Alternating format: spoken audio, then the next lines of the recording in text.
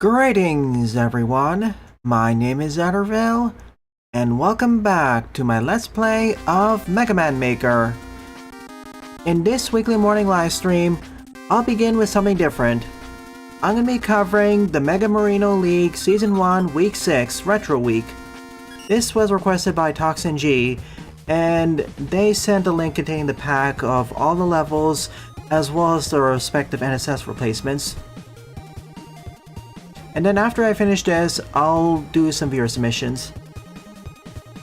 Welcome to the stream, Pixel Boy, Sunflora, Raccoon, Whatever, Jaden, and Jedok. I wanted to do something different, as usually there's a bit of a taper off of quality, so I'm interested to see how this fares. I knew the Mega Marino League was happening in the background. I didn't actively participate in it. I'm still not actively participating, but I'm curious to see what this has to offer. So I'm going to begin with the practice stage, which was sent to me directly by Toxin. This showcases a lot of the main concepts that are going to be used throughout these levels. Aim. And aim I shall. So how's your weekend game been, everyone? Or weekend in consuming media? Break dash. Charge kick sliding, board on the ground and in the air. Fire. Oh look, different coins, a banana, and a ring. Also, as a forewarning to Toxin G, it is possible to softlock yourself here because the magma bazooka doesn't respawn, and there's no way to get more weapon energy in this room. Ooh. That's the Undertale sound effect, or Deltarune.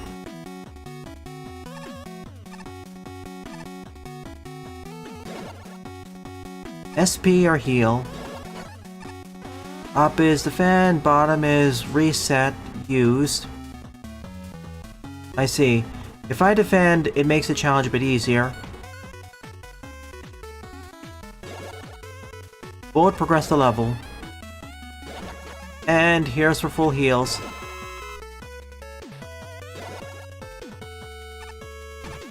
And now it's tutorial.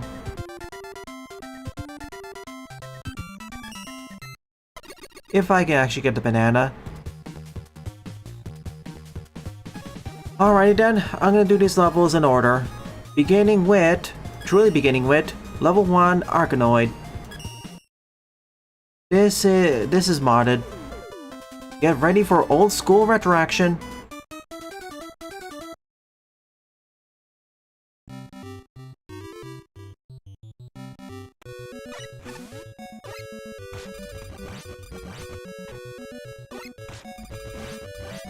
Oh my gosh. I'm already familiar with this gameplay style Maker because of Oscar. I'm already familiar with this whole setup thanks to Oscar. But this one's more elaborate with all the NSF replacements.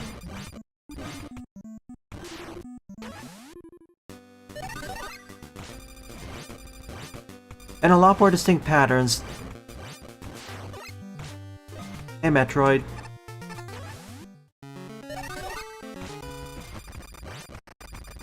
Triforce?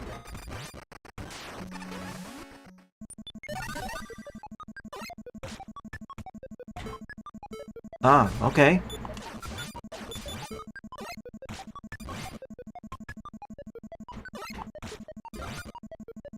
Banana. Hey, Salty. You already ate up. And for once to start a little bit earlier. Hey, Tetris! Oh my gosh. Pokemon red, blue, or yellow.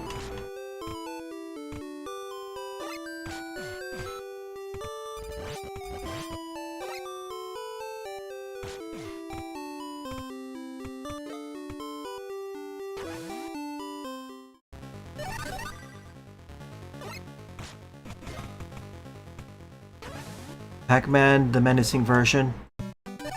Yeah, I should have made it clear that yes, this is a modded version of the Maker, as some of the things that are shown here can't be accomplished usually in the base game. Question mark?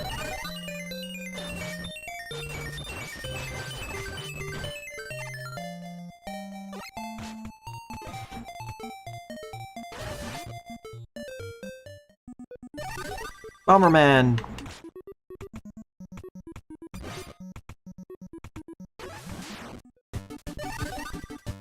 Kirby. It is starting to get repetitive, yeah, but unlike Oscar's levels, there are more unique graphics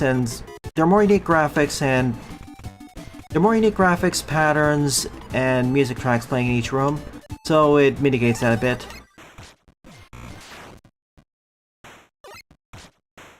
Frog? Frogger? Bridge zone! Oh my gosh. Thank you, Marino.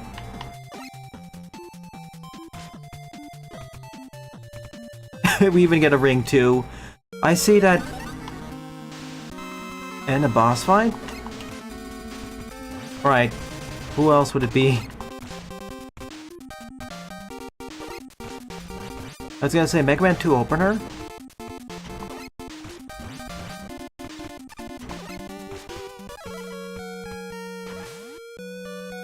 I see that they Oh, of course, Oscar. This is a modded version of 1.9.4, mainly sprite replacements and sounds, and 76 custom NSF replacements. Well done. One other note about that. I see that you resprited all the keys to be different collectibles from different games. This is better. Yeah, at first I thought that someone was taking heavy inspiration Oscar, but then it turned out to be Oscar themselves, of course. I've seen Rower Boom, it looks interesting. I'm really interested in hearing your thoughts about the Shinobi demo.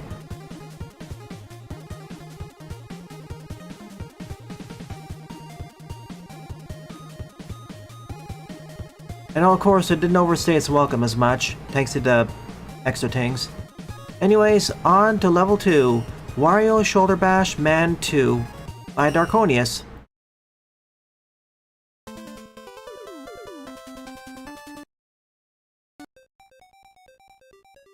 Oh my gosh, we're literally starting with one of the Wario Land game intro levels, I think. And this is the corresponding Shoulder Bash. Although it does have one up over the Wario's version. Temporary iframes even after you use it.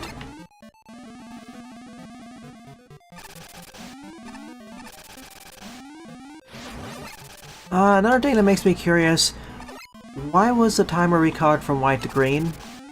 I'm not complaining, I'm just curious. Is there something special about that?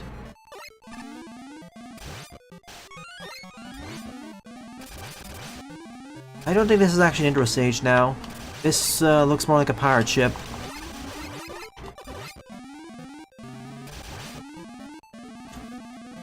Because you wanted to, also speedrunner splits are green.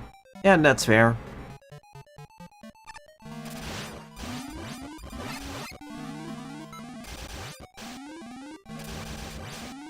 Let me know if I should turn up the volume. The game volume, that is.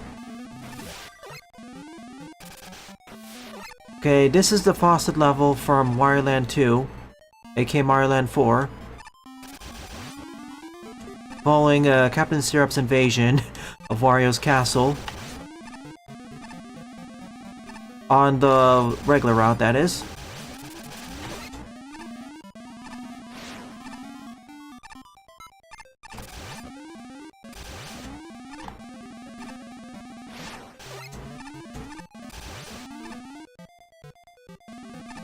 Oh yeah, there's the faucet!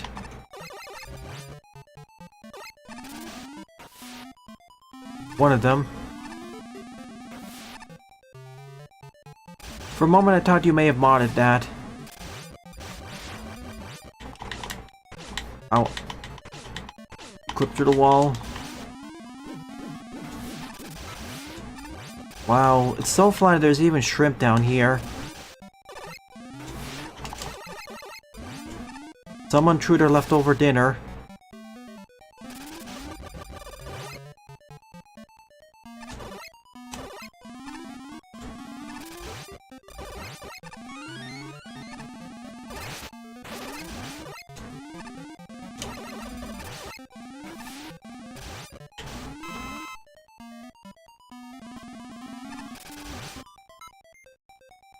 I appreciate another nice touch, and I know it's a small touch, but I still appreciate it. Pretty much all the enemies in the stage are the closest resemblance to small critters or rodents that could be found in a house or domicile. Or close substitutes to the wireland enemies, with some own touches like with the aquatic stuff.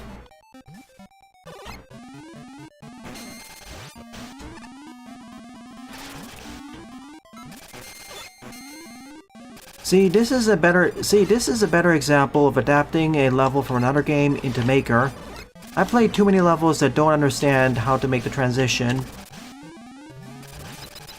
Or worse, they blindly copy and don't understand at all the adaptation and make it worse. Or end up overstaying its welcome with arcade levels. Alright, the giant snake.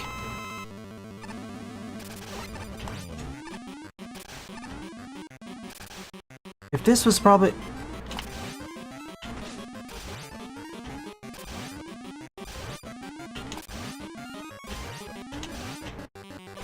If this was made after... If this pack was designed after Snake Man was released, we'd probably find him here instead. Or if we had the Petite Snakey. Or Giant Snakey. Yeah, this was the easiest level so far. Okay, Arganoid's a little bit easier. 2 is slightly more.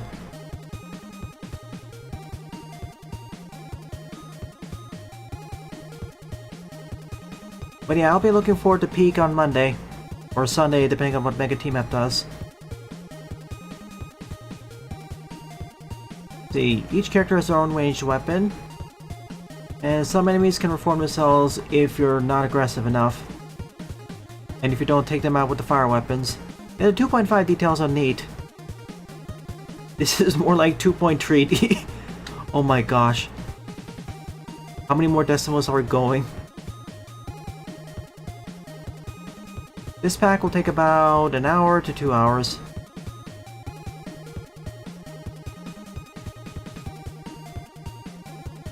Brava Boom looks neat, it's just that there are a lot... I've played multiple beat-em ups and looking forward to several of them that it doesn't really catch my eye.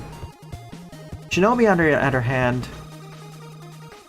Alright, anyways, next up is Jacky-chan Action Kung Fu Urizen. Based off the NES game, I guess, Action Master. Or Stunt Master. It's been too long, I don't remember the exact name. Added to the list, Darkfin, and I may be able to get to it this time. Right now I'm going through a pack. But sure, leave it.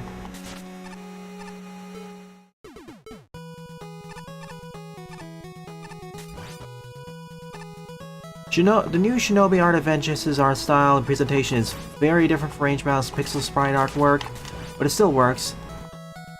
And it looks still pretty good. Alright, looks rather gorgeous, music's still good. Gonna save the sliding for a little bit.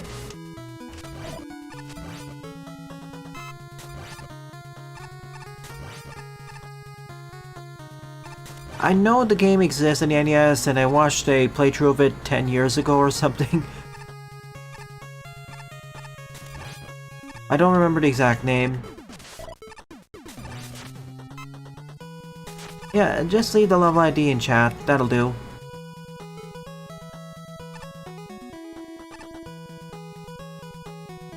Oh, how are the levels going, Buster? I just started with about 3 levels, going fairly well. Although the first level was a tutorial for the pack, so...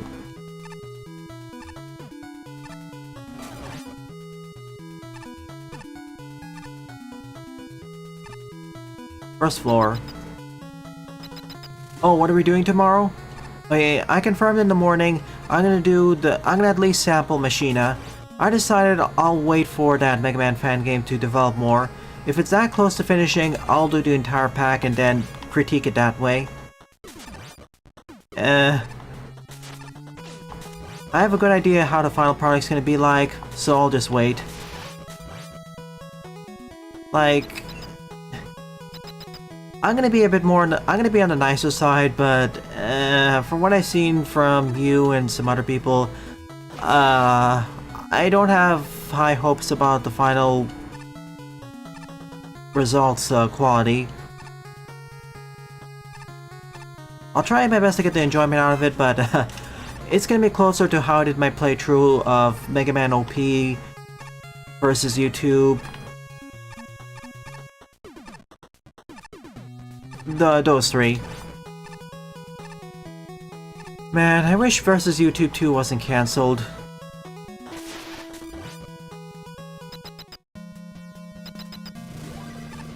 Oh my.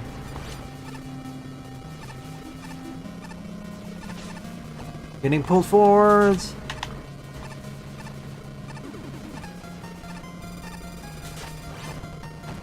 Oh, and it failed.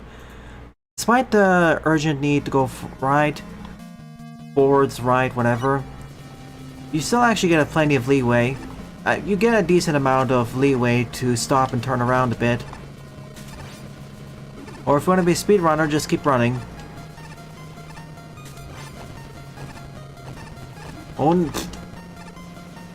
The way the enemies and air obstacles are oriented, you can just keep running to the right if you time it right.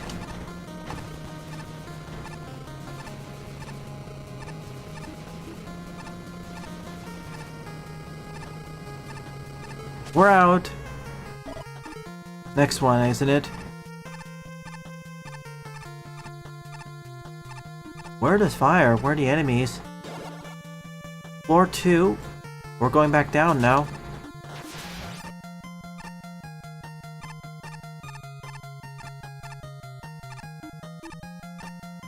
Thank you, Mr. Darkfin. Oh, that's good, Jaden. Voice acting is one of those things, especially...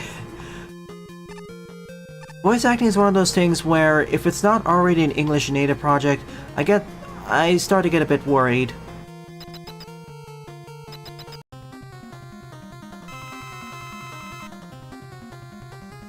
Hey, Bubble. Sitting on top of the totem poles.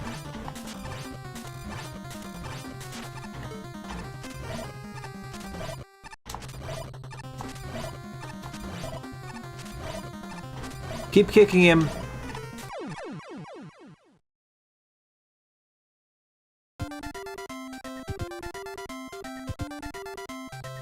Oh no, Toxin. The only thing that came close was the Arganoid level, but that's because Oscarm. But even then, it was actually shaved off. If it was like Oscarm's other Arganoid levels, it would have gone for twice as long, and yeah.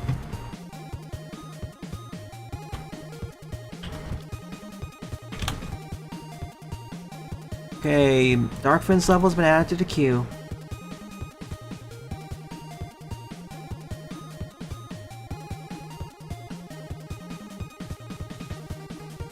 I'll look into that, Jaden. We may do TF2 next Sunday morning, specifically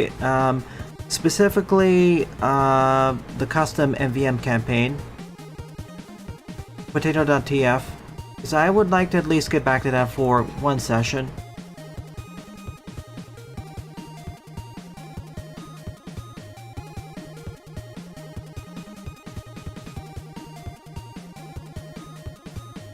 True, Jaden. It's just that, due to past experiences, I'm more worried about non-native translations.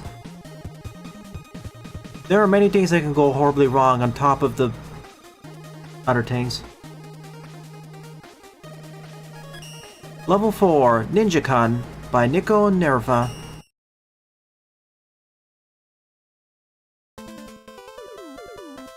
A level can be long while not over... Welcome to house. We travel left. Ow, my ears a bit. I want to clarify a point, especially to newer viewers. A level can be long and not overstay its welcome, and a level can be on the shorter side and still overstay its welcome. What matters is what the level does with its length.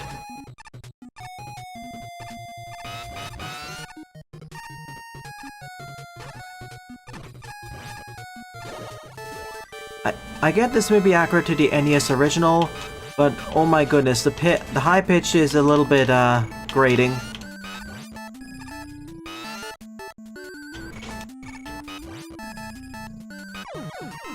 I'm gonna turn this down a bit.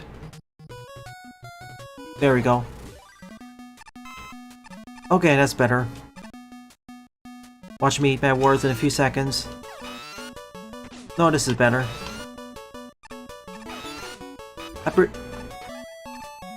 What game is this based off of? I recognize the first 3 games, but this one,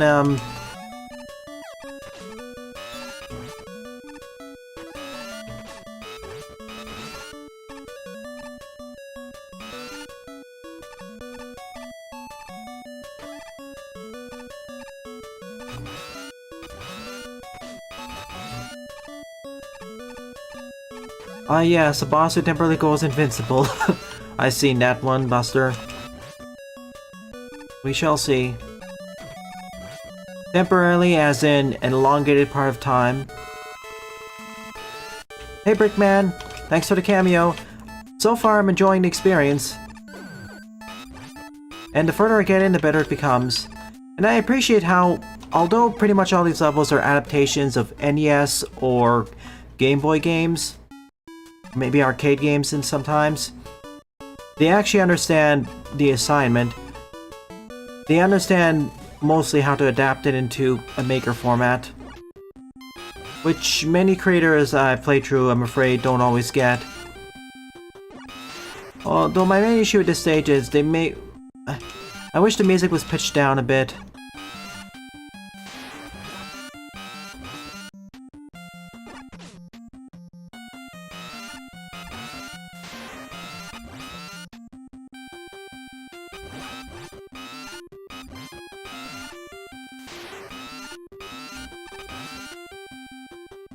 I missed that part of it, Buster, so I didn't really forget. Just seeing that, how long they did it is probably the way to do that would have to be something like Family Tracker and manually editing the tracks.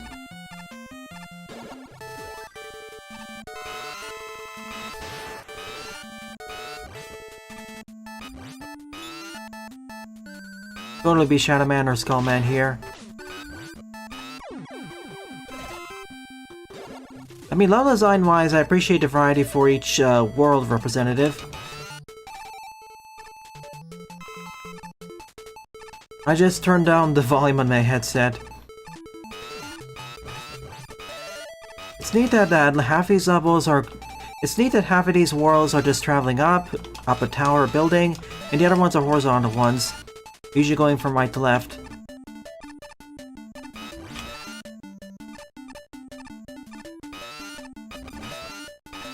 This is from a super old Famicom game, Ninjakan 2 Ashura no Sho.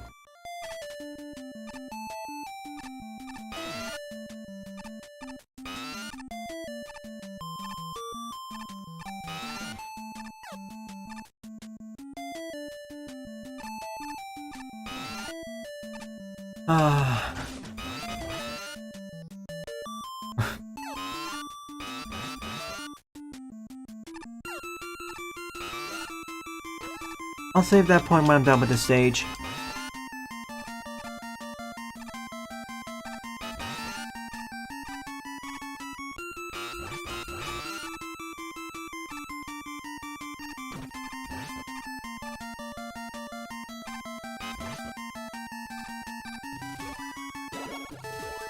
Quick man.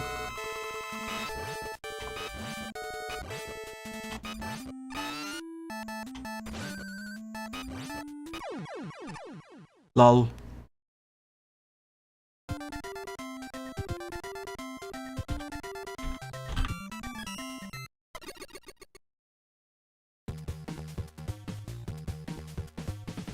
Alright, I think I like Jackie Chan a bit more. This was fine, it's just my ears. Oof. If we're talking about some of their earliest NES games, some of them are over 40 years old now.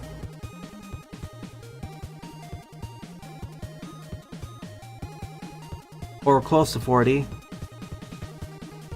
So, saying something super old doesn't really narrow it down that much.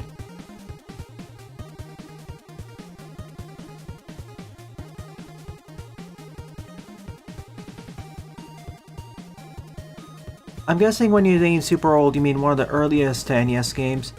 I'm gonna go Google it right now.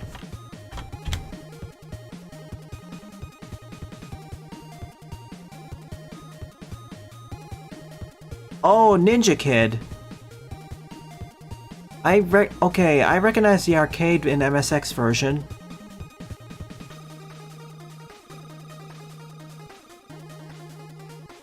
Ninja Kid 2 or Ninjakan was released in the Famicom Disk System in 1987.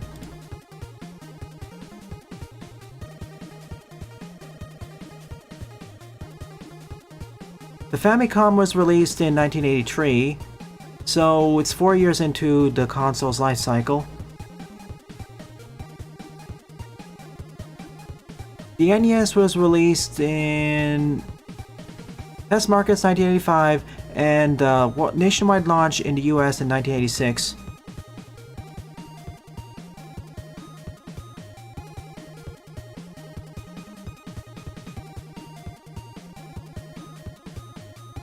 Alright, we graduated from the NES era and now we're moving on to the SNES era, temporarily. Donkey Kong Country by Astro Moon. I'm curious. Turning back up the volume so you can hear this. Inserting coins. Ooh, this is more of a beefy level.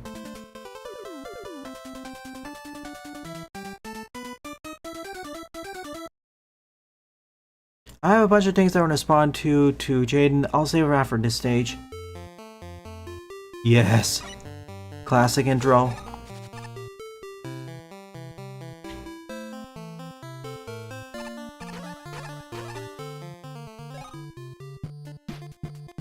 Of course, DK's banana hoard has been stolen again.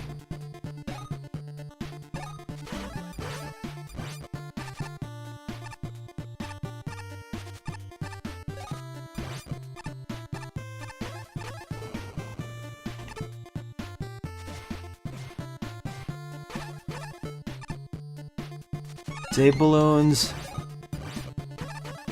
There was one at the start too, I know. I wish I could roll into enemies, but eh. Ah yes, the bird who fired nuts.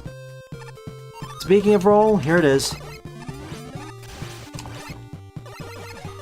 Or I can shoot. What's the replacement Rammy gonna be? Okay. Bonus level. Exactly where it was originally.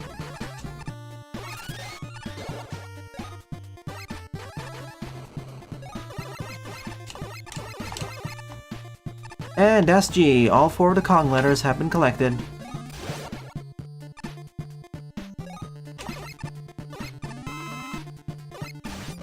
I can cheat and shoot all of them.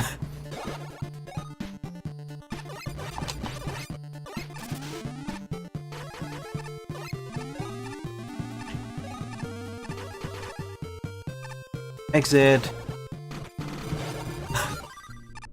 Almost.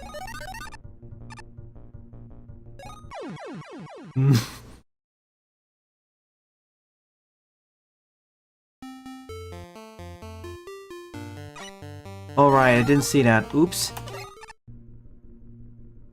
Welcome to the minecart level in World 2. Oh no. If I collected all the bananas in the previous stage, I would have gone a bonus.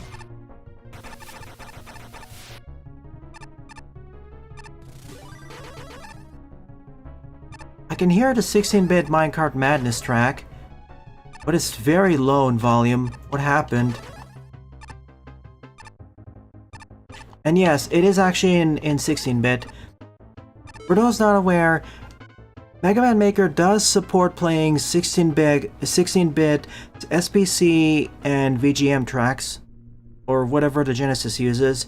It's just that you have to mod the game to unlock that feature. Hey Deadly. Oh, Break Dash is Rambi.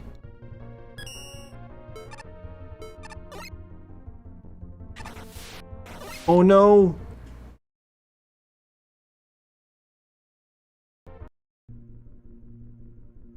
That is the bizarre thing of why do they play back so quietly? As opposed to the NSFs and I guess the VGM files?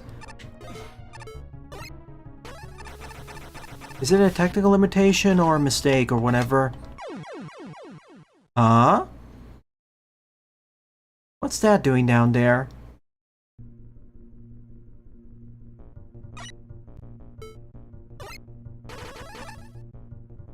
It must be a different convention or something else I'm missing. Okay, go down. Dead. It's an error. I was thinking that there was a bonus barrel down there.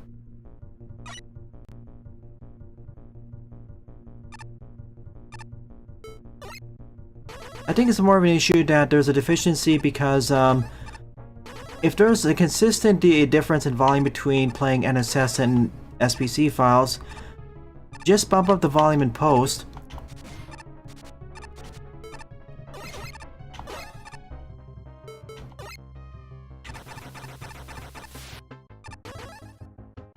Whoop. Minecart Carnage doesn't have bonus areas, thank you.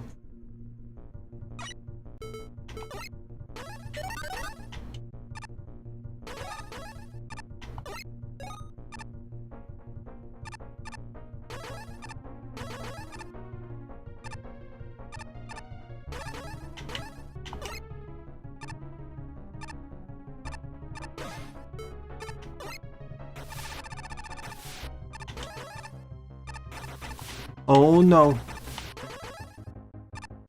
Fish.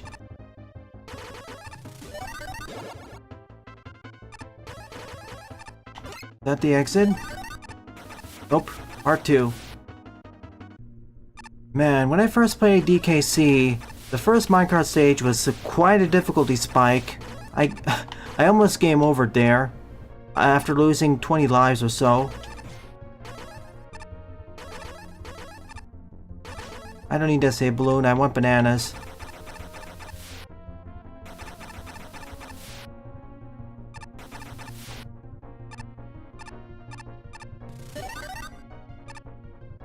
Also, much more generous checkpoint placement.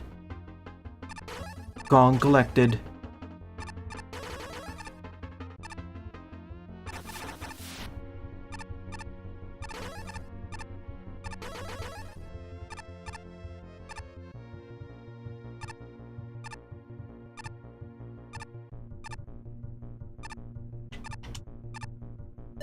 Alright, did I get all the bananas?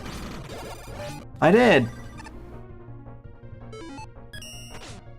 Maybe? Oh my gosh.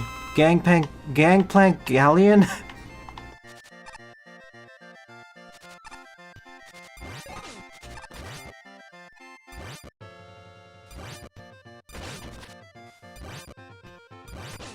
You know, I get this cheese if I do keep doing this.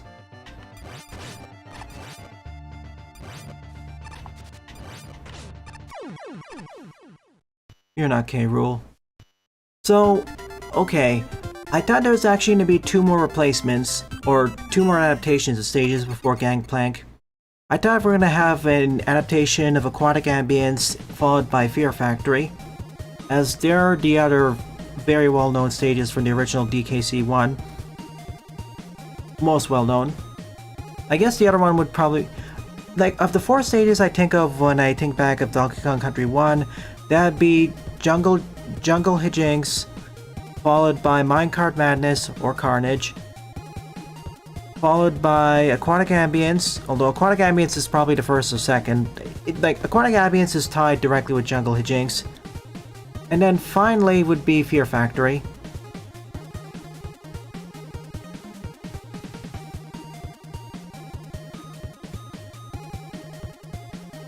Now let me comment on Jane's points. You don't have much context of previous Shinobi games besides my Let's Plays. Like, on the channel, I streamed my playthroughs of Revenge of Shinobi and quote-unquote Shinobi 3 for Genesis.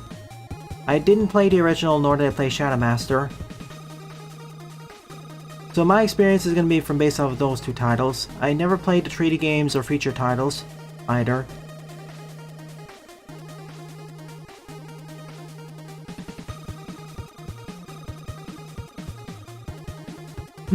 We may have a new 3D game, but we'll see.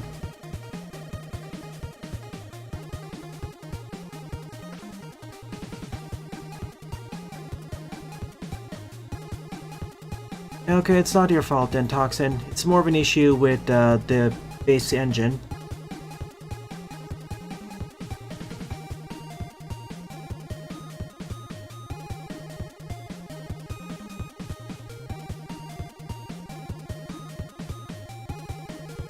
I always recommend for almost every game to go into the options for, well, okay.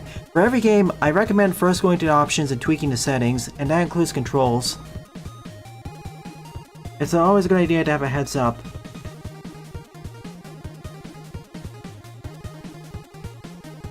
Like, regardless of keyboard or controller or whatever, go there first. Yeah, it's kind of weird that, okay, I understand this stage has 2 of the trademark levels from the original DK, but come on, at least have Aquatic Ambience or Fear Factory in some way.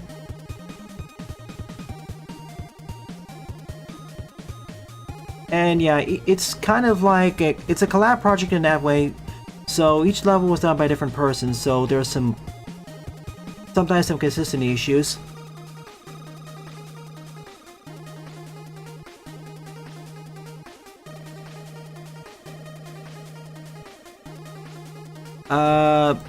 What?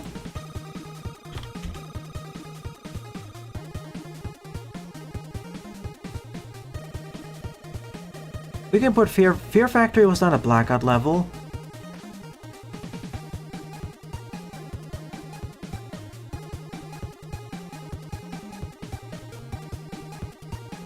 Just to make sure, I'm gonna quickly check so I don't eat my words.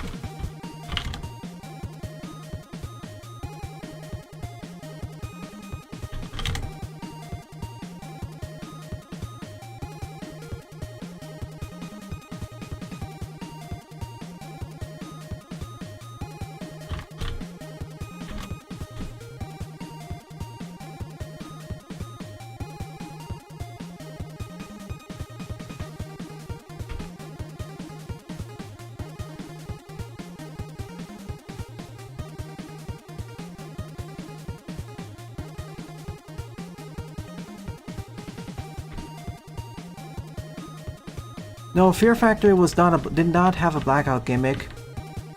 There are only, I think, 2 stages with the blackout gimmick. Fear Factory is just a regular old creepy factory.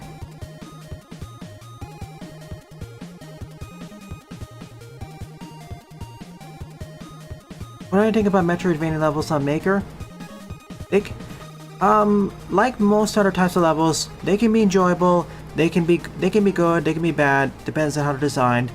Although you have to be a bit careful with the design considerations, as you can't save, quit, and resume a level in Maker currently. So you can't make a Metroidvania too long. You have to keep it in a reasonable time frame. Plus, and the other consideration is you can't add too many objects to the stage because it'll lag out people with weaker computers. Not to mention it'll increase loading and reloading times. Ooh.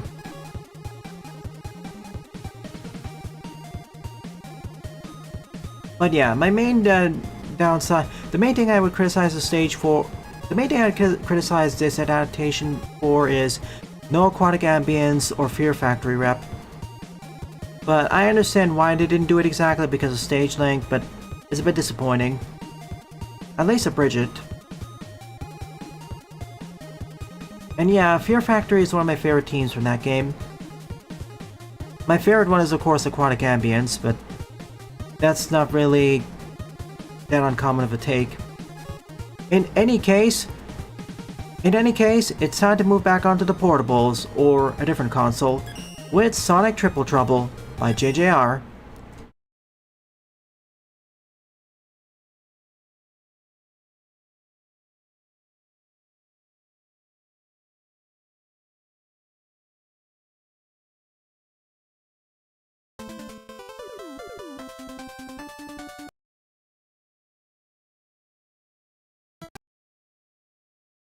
Keep in mind, I love playing Metroidvania games. Nice bright art of the title. It's just that in Maker, because of its limitations, you need to be more careful. And my advice also... Great Turquoise Zone. And my advice also applies to any large stage.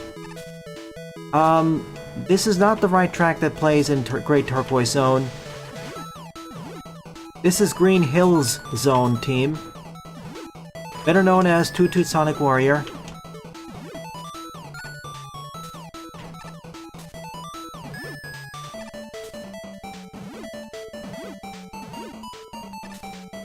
Jet Boots!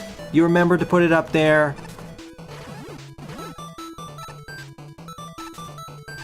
I know I can skip almost the entirety of the stage with the Jet Boots if this is like the OG. I'm not gonna.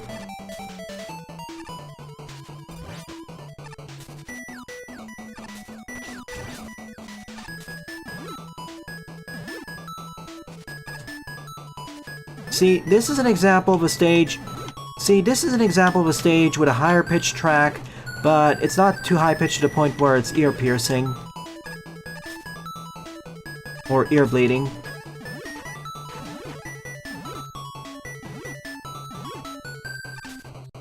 I need to collect as many rings so I can open up the bonus stage at the end.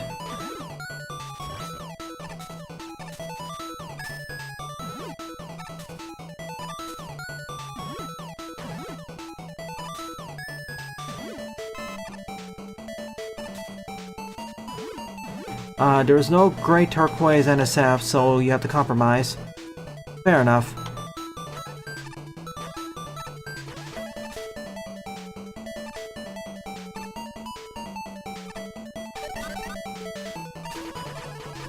Well, I can't use item 2 here because of the way the level is designed, so yeah.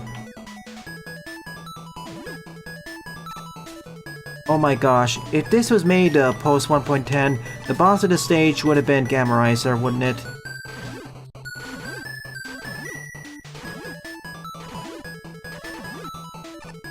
Yes, I unlocked the bonus stage!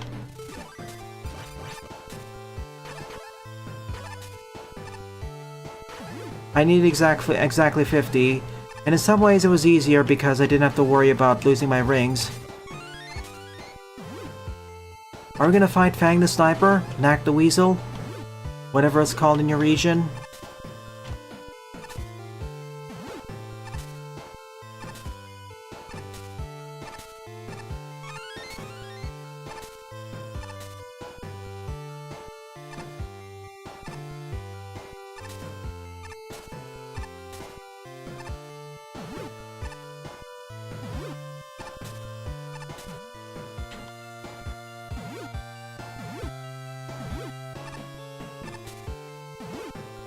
It's a Sonic Tree style of hiding them, so now I skip Atomic Destroyer's main stage.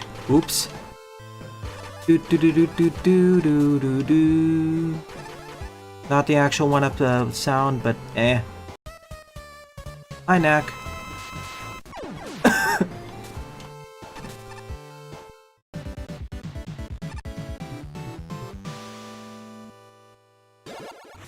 Base made it past Act 1.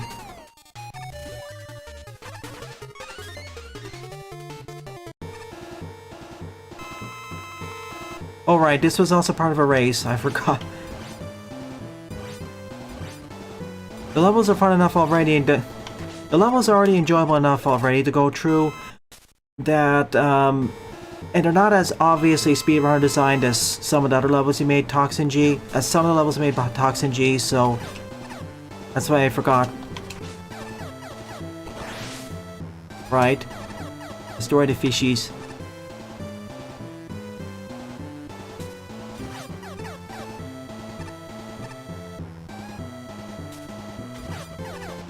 I know part 1 of the final boss consists of the hopper. And now we ram into the top. What happens if we jump into the teleporter? Does it break? Nope. Just sends us forwards. Alright, part 3. Oh gosh.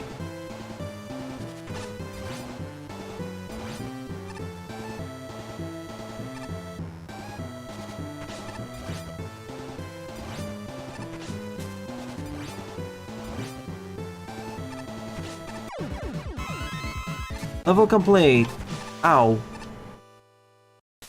Or act complete.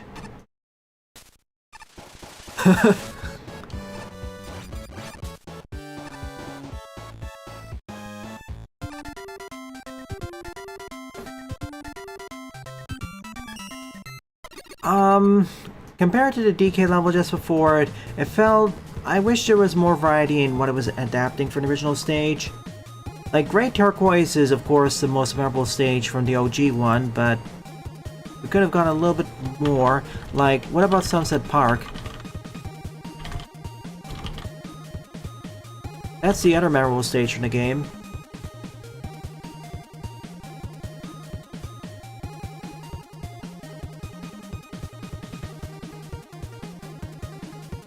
Like, I noticed Great Turquoise, Sunset Park, Meta, Jungulera, Robotic Winter, Tidal Plant, Atomic Destroyer, and the special stage, but maybe have some Sunset Park rep. And yes, I know I skipped Atomic Destroyer, but eh.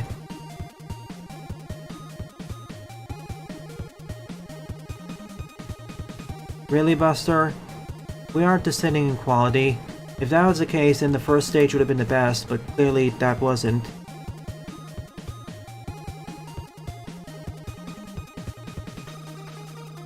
This is more organized in terms of difficulty.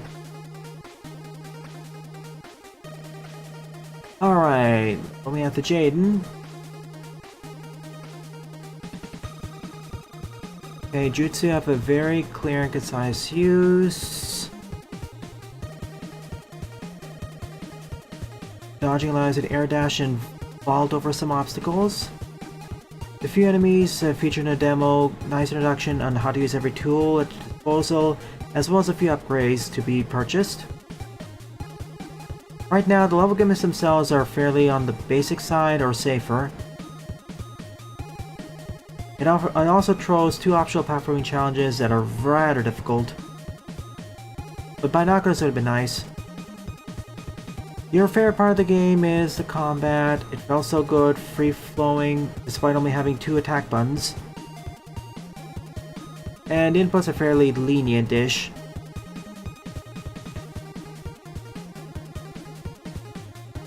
And last but not least, boss fights are good.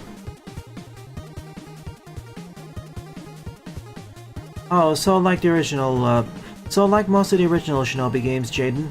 At least from my reference point. Like, outside of certain bosses, I found the platforming of Shinobi to be harder than the combat. Barring the final boss in the first game and the final boss of the final number 3. Well, with 3 though, there were some... That last stage was brutal with the platforming. Anyways, we reached about the halfway mark. Anyways, we reached the halfway mark with Super Mega 64 by the Rurik. I don't know if I actually covered a level by them in the past. I may have. Killing Blows also refeatured from 3D. Super Mario 64, a full-on 2.5D level. Okay. Now we graduated over to Nintendo 64. Graduated.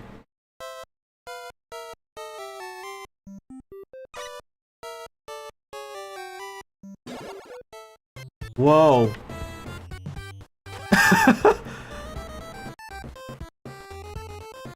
Bomb Bomb Battlefield.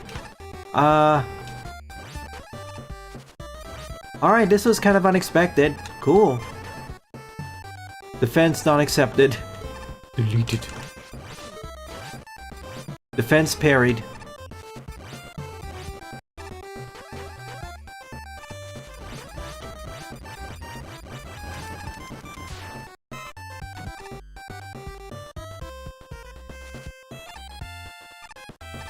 What Goombas?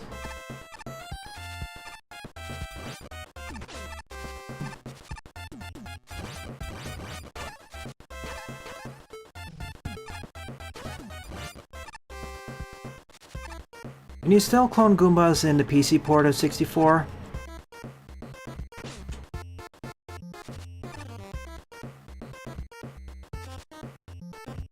I mean, oh, alright. We're collecting the red coins, and there was one on the islands. Okay, these are the spiky balls, as well as some other enemies. No E-tank for me. Darn. King Bomb Bomb.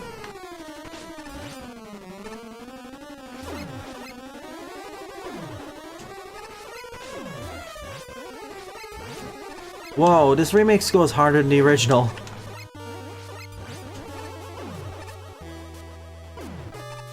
At least a start.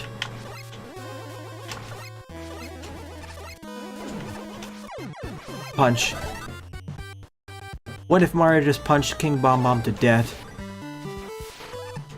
Jolly Roger Bay? Alright. Not complaining.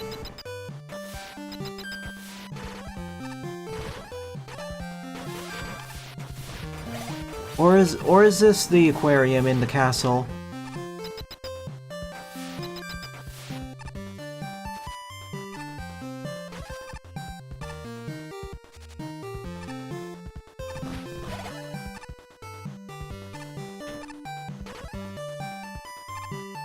Dar docks. Sorry. It's a... Jolly Roger Bay is the second water level. Second asterisk. No, what? I wanted that E-tank. Oh well. Welcome to the Rainbow Carpet Ride stage, whose name currently escapes me, but we'll get to that. Oh no, it didn't recharge itself.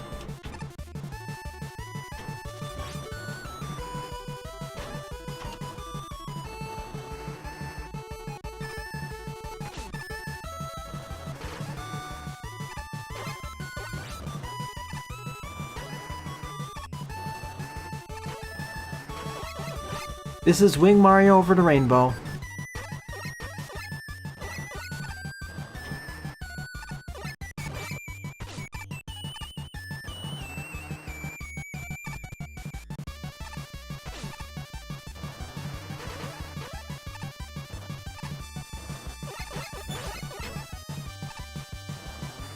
Yeah, I don't remember a lot of the names of these late area Mario 64 levels. I enjoy my time playing Mario 64, but I was not like a super aficionado like half of you are.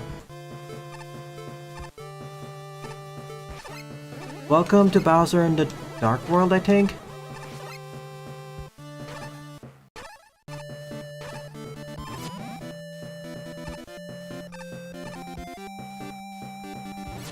Bowser in the sky.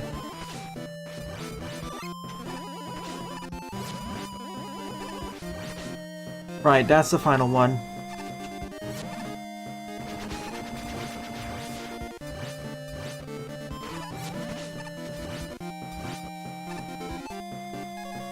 The boss is not gonna be that tough. Just use the E-tank. Again, another showcase of not remembering the exact names.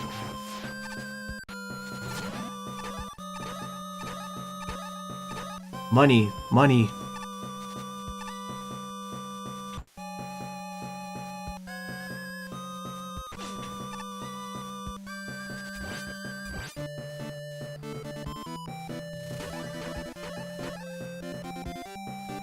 And I want to make it clear that as much as I enjoyed those Mario games, I never really memorized the information of it to the same degree as most of you in the chat. Growing up, I was more of a Sonic fan. And of course, I kind of fell out of console gaming for many years, for a variety of reasons. Like, I was mostly a PC gamer. I mean, still am, but to a much greater degree than today. Darn it. If only I had 4 more coins.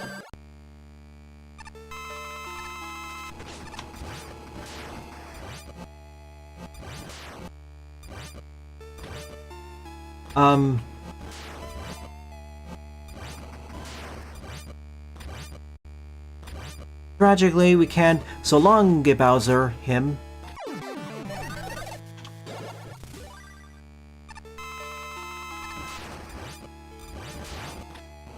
Okay, now I can't cheese the fight anymore. Punch him.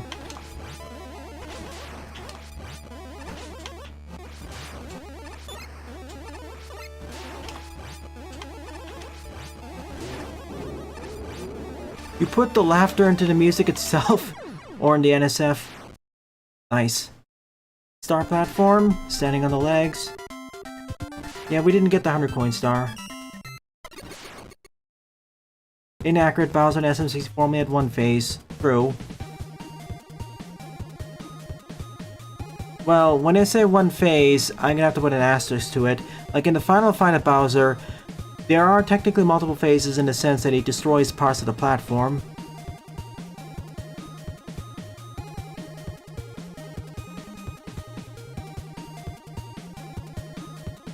If you count crushing the platform, then yes, that's a different phase.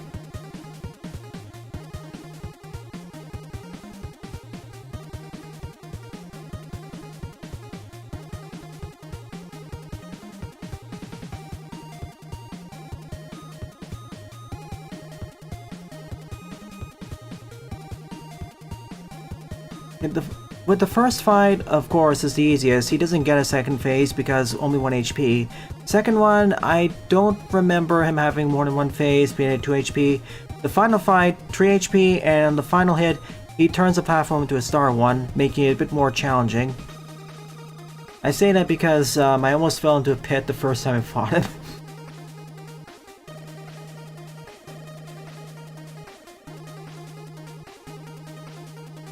I can understand why it was done here because of limitations of how you change the phases, but I suppose that could also be replicated by using teleporters and maybe the life blocks.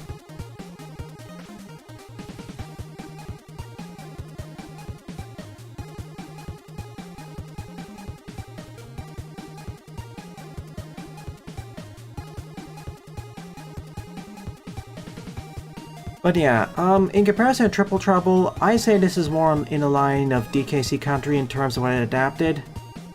The trouble with adapting Super Mario 64 into a faithful version of Mega Man Maker is that there are too many recognizable levels to be adapted, so you have to pick and choose. So what the developer for this stage did, or designer for this stage, they picked Bomb Bomb Battlefield, the first stage, and then followed it up with Dire Dire Docks because, you know, music and that's the other memorable part, followed by Bowser in the Sky as the final level. Like, we could have also included Lethal Lava Land or Shifting Sandlands, or half the stages really could be good qualifiers. But the way it is now, I'm fine. And besides, there's also a point to be had of not making the stages feel too long. We want to keep them around 5 to 7 minutes each.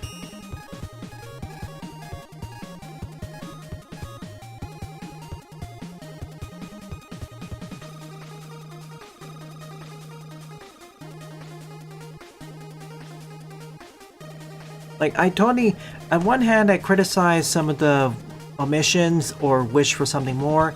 At the same time, I need to preface all of this with the fact that, hey, these were designed to be part of several levels within the pack, so one stage can't just take an inordinate amount of time to be even more faithful to their origin games. And in that sense, I have to temper my criticisms. And that's especially the case with Sonic, DK, and Super 64.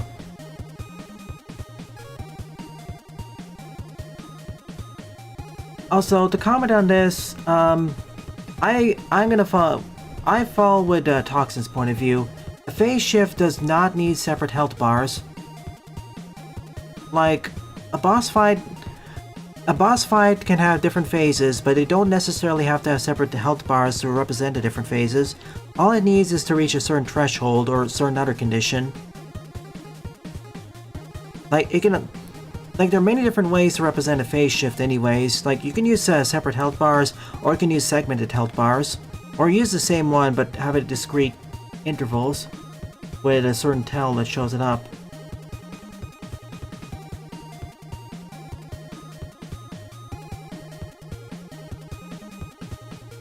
And yeah, the Bombman Fireman plushie combo wasn't here yet.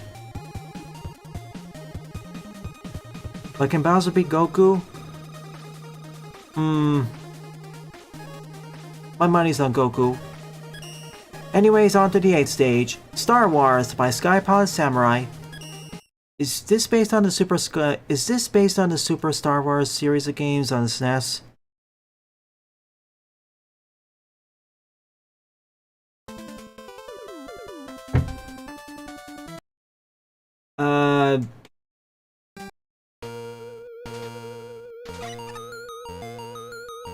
Okay, on the NES. A long time ago, a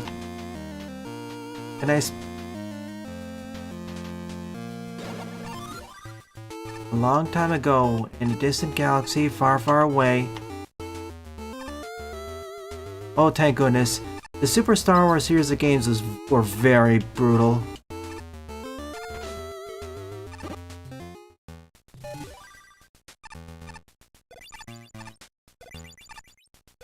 Yeah, okay. I never played the NES one, so I have no context of that. When we don't start with a weapon, I guess we have to find a lightsaber or a blaster. Oh. Uncle Kenobi. Alright, we begin with the lightsaber.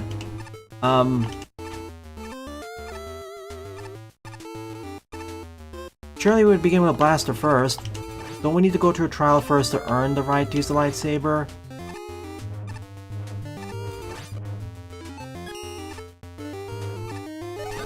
What do I know? Rescue R2-D2 from the Sandcrawler.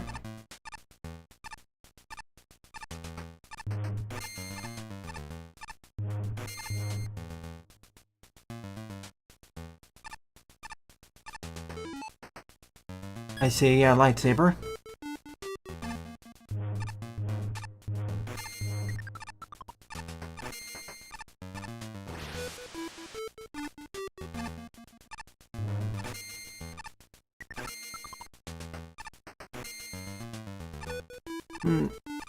At that point, Buster, we're getting to the point of the philosophy of what counts as a different phase. Does changing the arena of a boss fight act as changing the phase? Does changing the arena count as a new phase for a boss fight? And if so, how much does the arena have to change?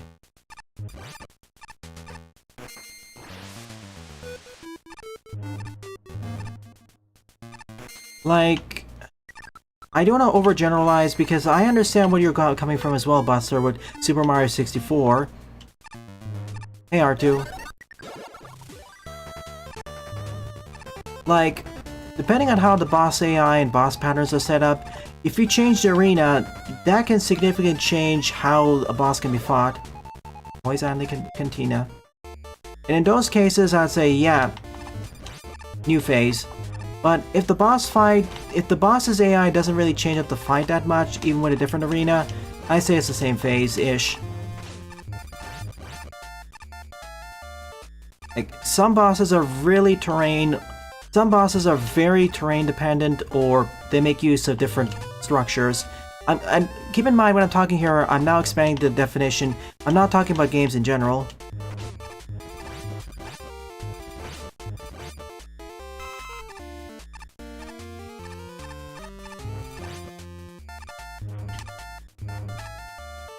I guess the way I consider it to be a different phase is, has there been a significant shift or something has significantly changed in the fight?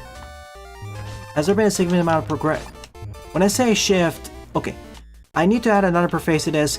I'm ignoring story beats right now. I'm assuming the story doesn't really matter, because if it did, that also counts as a phase shift. Let's get out of here. So, ignoring story beat shifts, I would say a different phase in a boss fight would be if a significant enough shift has happened.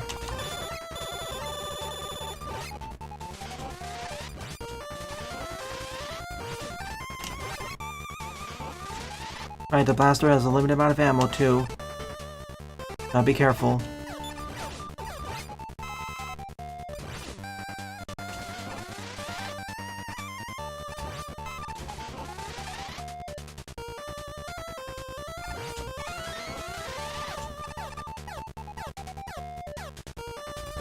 I mean, that's my opinion as well, Sunflora.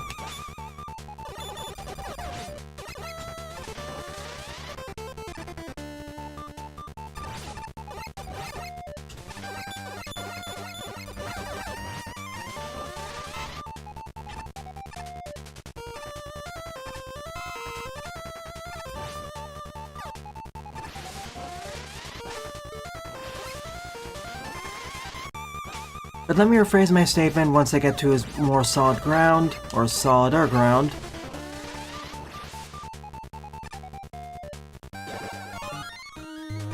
Back to Luke. Not Luke. Hi, Nico Nerva. Thanks for participating in this pack. Pretty cool.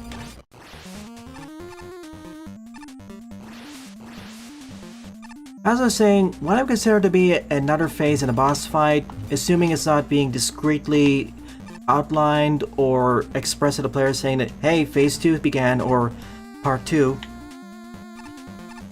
When it's not being separated with some extravagant flourish or obvious tell from the game, I'd say it's based off of if there's a significant shift of how you fight the boss, or have to interact with the boss. And that can mean that are we in a space station? And that can mean either the boss AI changed, or the terrain has changed significant enough where it changes how you fight the boss. Alright, this is the space battle.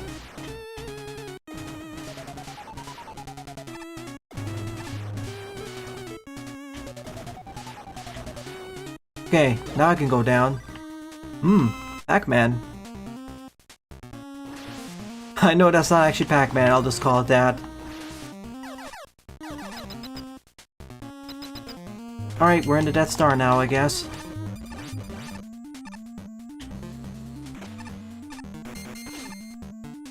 Just kidding.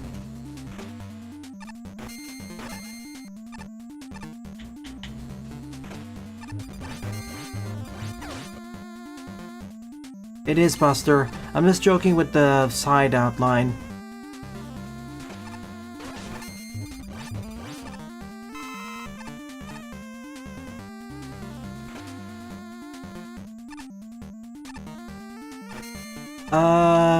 Probably some small bits and pieces. The rest may have burned up in the explosion, or burned up into re-entry.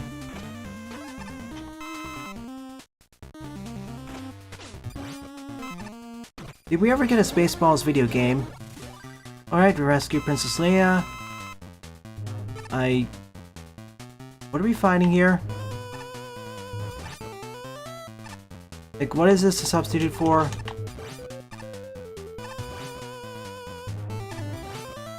Or stand-in for?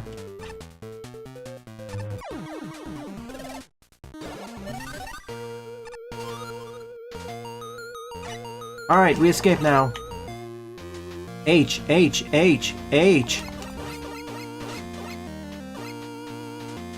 Battle of the H's.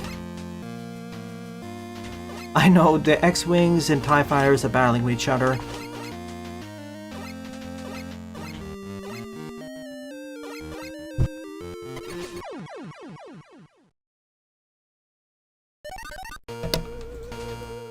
Sorry, suddenly hit with a lag spike. Let's do this the correct way. Thank you for pressing the self-destruct button. Yeah, that's the saddest part.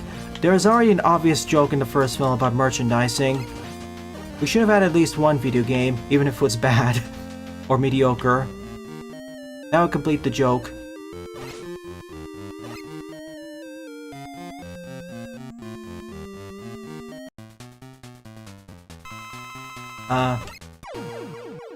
Okay, so that was the core of that star. We just blew it up. Star Wars. Imagine if in the original film Luke decided to just go up close and personal and blew it up himself.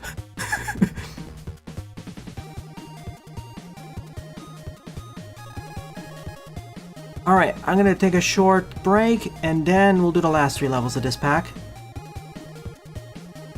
Well, other than copyright, nothing should be stopping it. Obviously you can still make indirect jokes.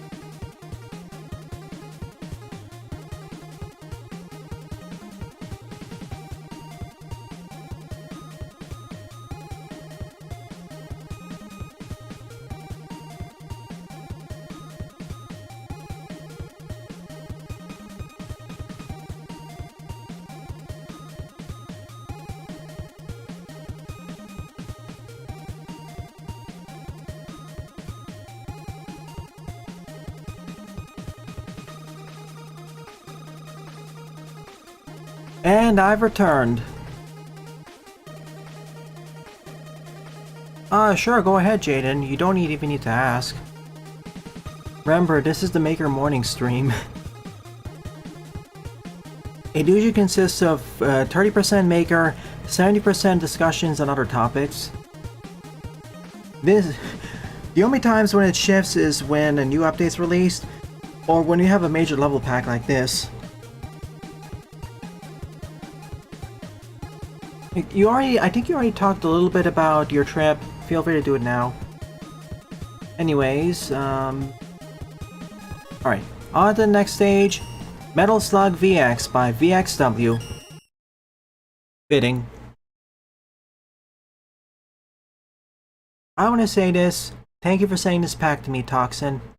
If I had more time and energy, I would have participated live throughout all these levels. I'm probably gonna go back and try the other weeks too. Why not? I mean, on average, these levels are better than half the levels I cover in the viewer submissions. Oh my gosh, that's the tutorial screen.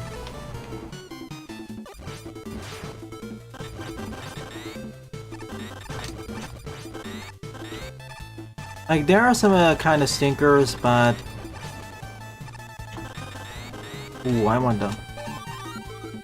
Okay, only these two. There are kind of some stinkers, but... Or, there are no stinkers per se, but there's some that are certainly better than others. Stage 1 of Metal Slug 2.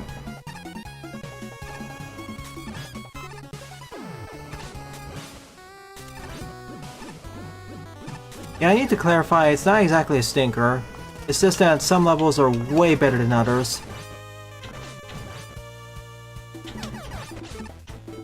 Thank you for catching me on that. I have to be more... But I would still take this than at least half the levels I cover usually. I'm sorry.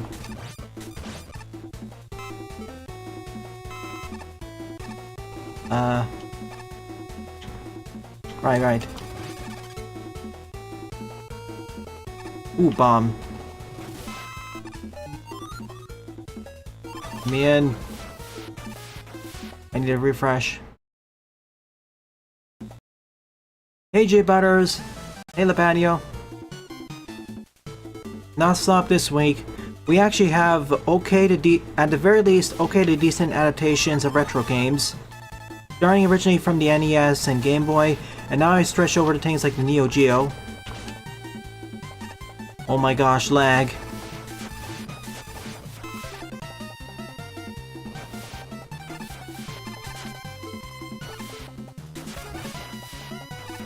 Ooh, rocket launcher.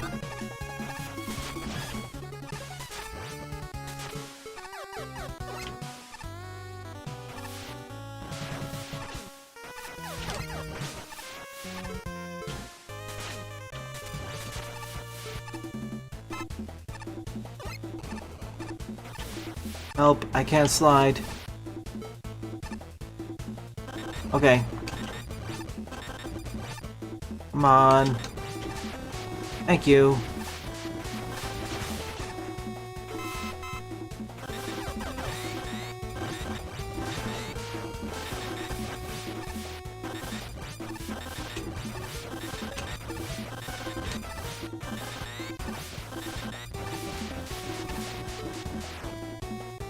Be free.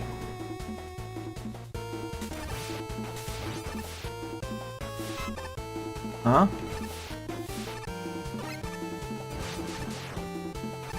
Oh, I see. Blow up the entire thing.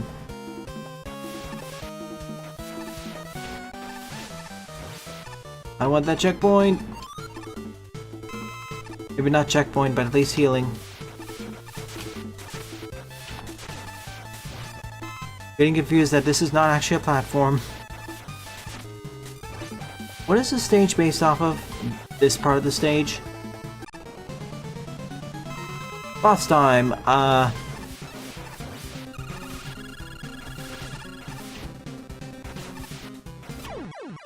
ran into lava. The tile set's getting a bit messy, so it's confusing me a bit.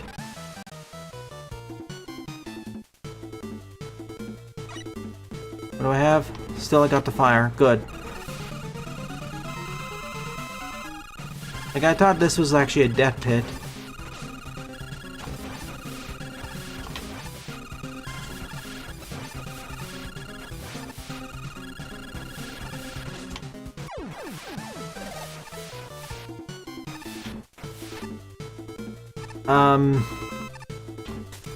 I think this may want another graphical pass. May warrant. Alright, we got teleported to...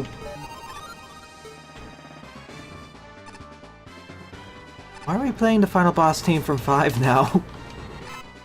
Metal Slug 5.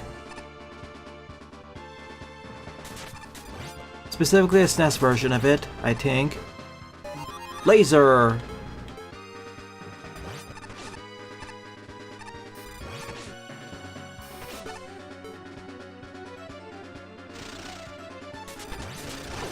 I mean, every Metal Slug game has a remix of Final Attack, doesn't it?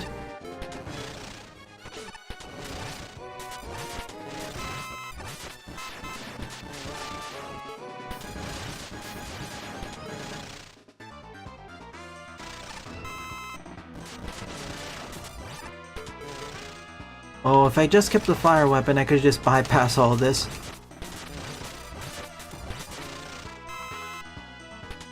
Could someone else confirm which version of Final Attack this is?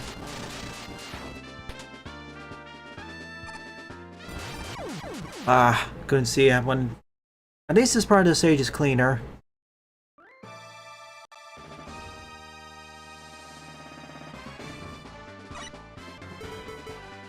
Yeah, I'm keeping fire.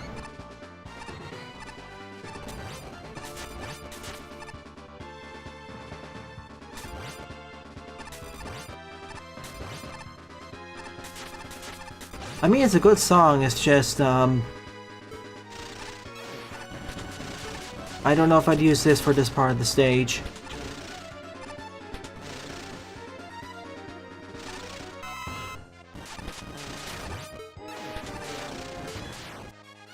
Bypass the timer. Whoa. Oh, whoa. The ground is collapsing.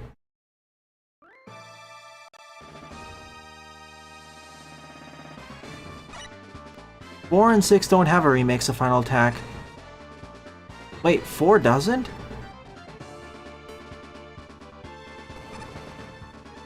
But...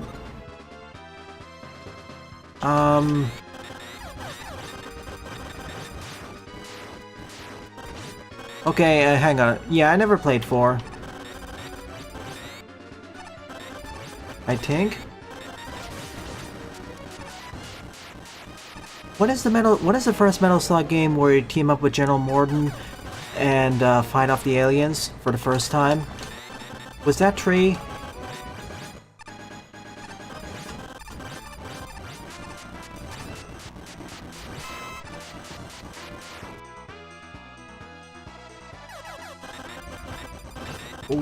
What? What do you mean 6? Hang on a sec. I'm gonna have to check for myself as there's something. It seems to be a bit of confusion.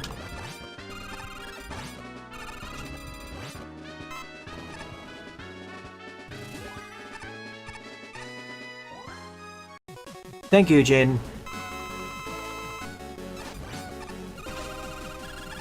Like, 6 is not the first game where you team up with Morden to fight off aliens. That's what was making me very confused. I'm dead. I don't have the proper weapons to deal with you. I didn't count tactics as it's non-traditional, Jaden. I was more referring to the numbered ones. 4 I never played. 6, I can see.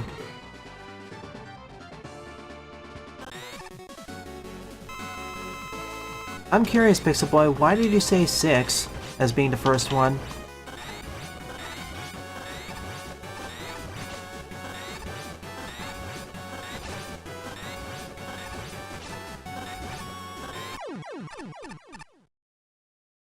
GG, that was Morden. We win.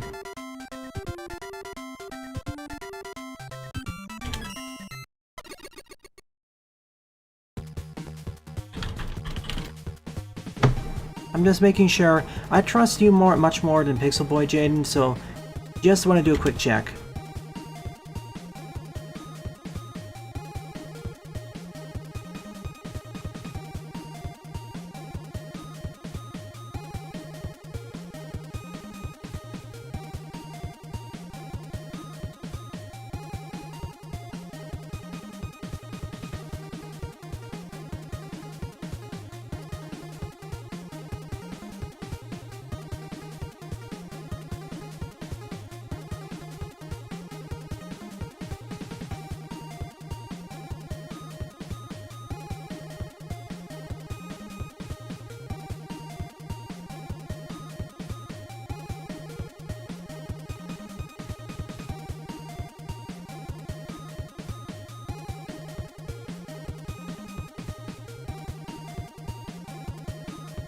Alright, yeah, you are correct, Jaden. In 2 and 3, or 2/X, the Mars people betray Morden, kidnap him, and you have to fight off the mothership. In 3, it was taken even further, where you fight off the mothership, you go invade the mothership itself, and then take them out.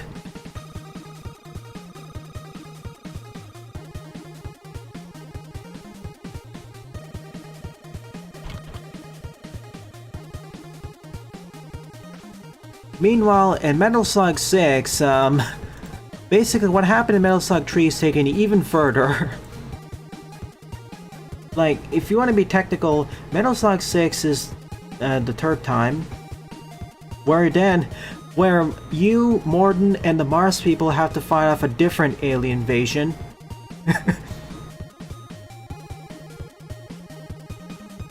But yeah, thanks for coming through again, Jaden.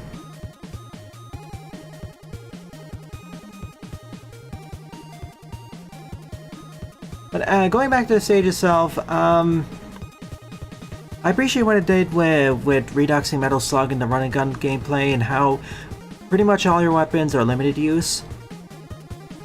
But there's plenty of pickups to recharge it.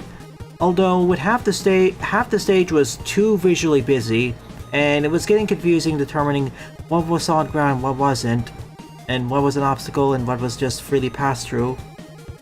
I understand that the Metal Slug games have very beautiful and high definition, have very beautiful and fluid and responsive sprite work, but at the same time they're also fairly cohesive, and they also usually made themselves very clear what was solid, what was part of the foreground, what was part of the background, what could be walked through, and what was a solid obstacle.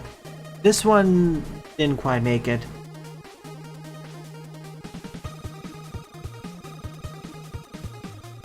Yeah. In 6 it became hilarious. Anyways. Okay. Said that Toxin says usually they have the hardest level be 9 and it ended off with something memorable. This wasn't so hard per se, as it was kinda confusing. Anyways, on to the final stage. 10A, Undertale Hopes and Dreams Retro Mix by your best friend, not Flowey. Or final stage part A of B. You were on the convoys earlier.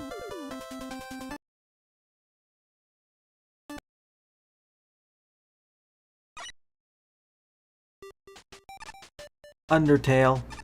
Oh my gosh, is everyone from every stage we've gone through already? No, Flowey's taking them! And they're taking everyone else. And now they transform into Azrael Dreamer.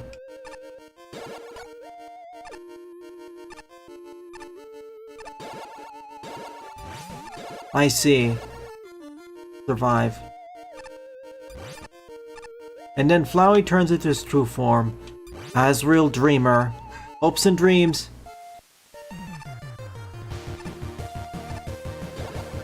First attack has been saved. We're not gonna harm him. Items reset. Ow. Shield.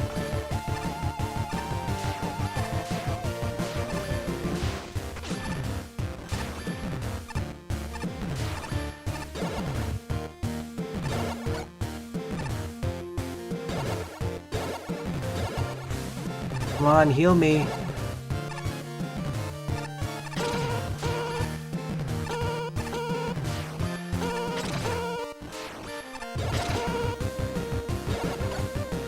Okay, no, never mind. I pressed the wrong button. That's the item's reset.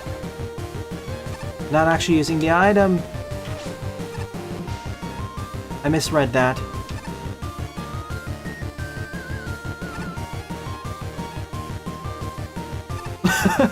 Missiles. Okay, I need healing.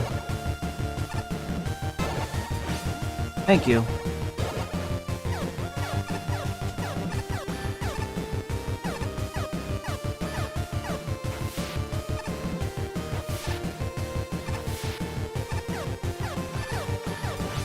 I turned up the volume of it so I can hear this. Like, I love this track. To be fair, Undertale's OST is already pretty good. Keep acting. Fence up.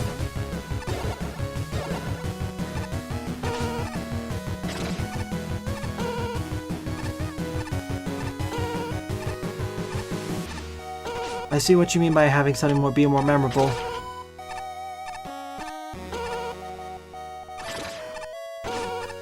Ouch.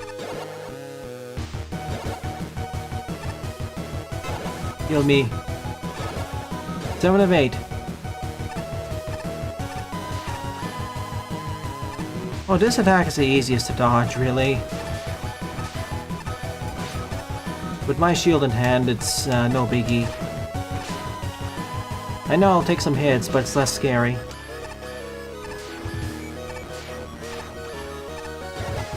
One more. Defend. Oh. An amalgam?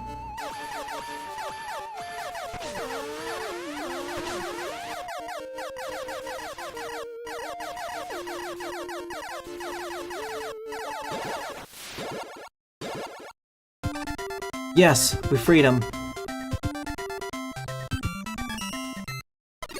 When this was going to be adapting Undertale, I didn't think this was going to have callbacks to all the previous stages in the same level pack. That is brilliant. And the fact that the Not Flowey decides to take them hostage and use their powers to transform. Brilliant.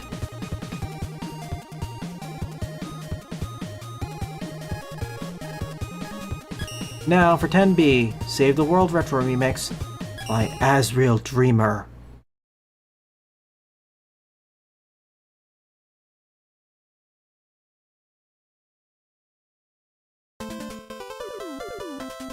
You're in my world now. Heart broke. But it refused. Alright, phase 2. Time to save our friends. Determination.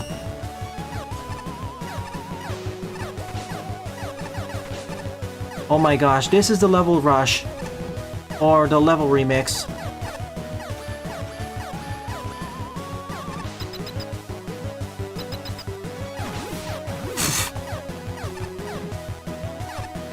This is where we go to mini reductions of all the previous stages in the pack, and it fits with the Undertale format too. Oh my gosh. I think this is becoming a favorite level of the pack. Save. That's brilliant. So we do it two at a time. And basically each of these are reduxes of 2 stages at the same time, aren't they?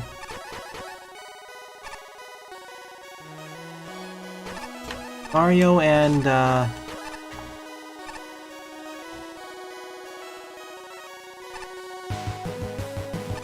oh my goodness.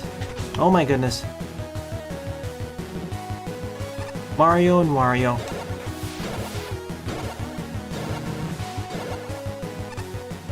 Heal me.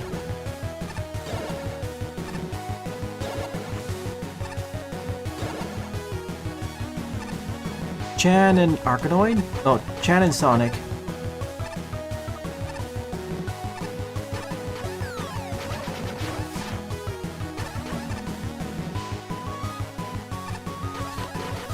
I have quite a few things. I have a few other things to talk about this level, but I'm gonna save it until the end.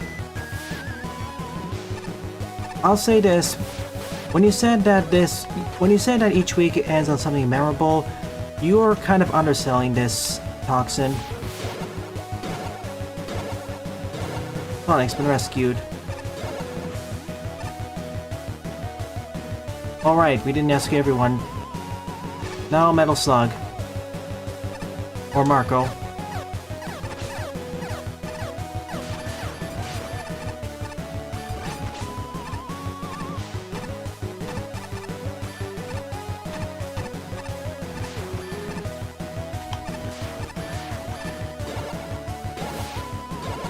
Saved.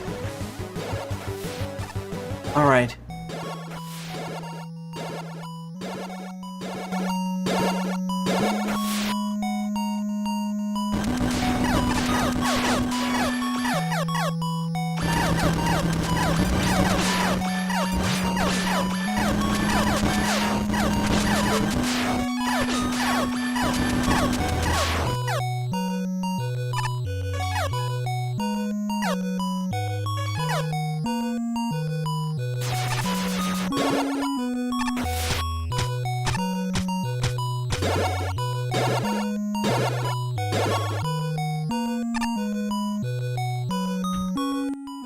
Oh my gosh.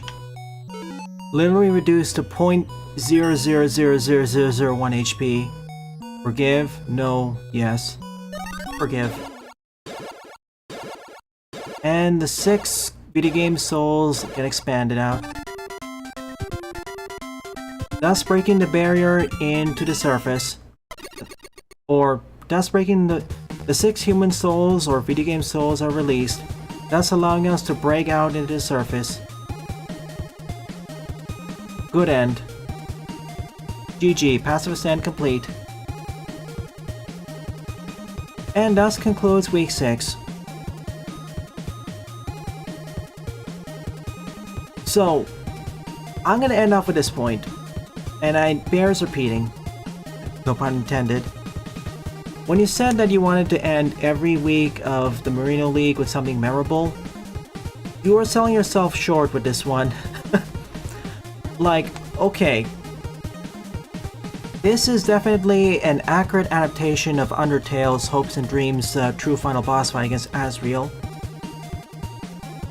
But what makes it even better is that not only does it adapt that, it takes all the previous other adaptations that were featured during this level pack, or most of them at least, and then includes them into the final boss.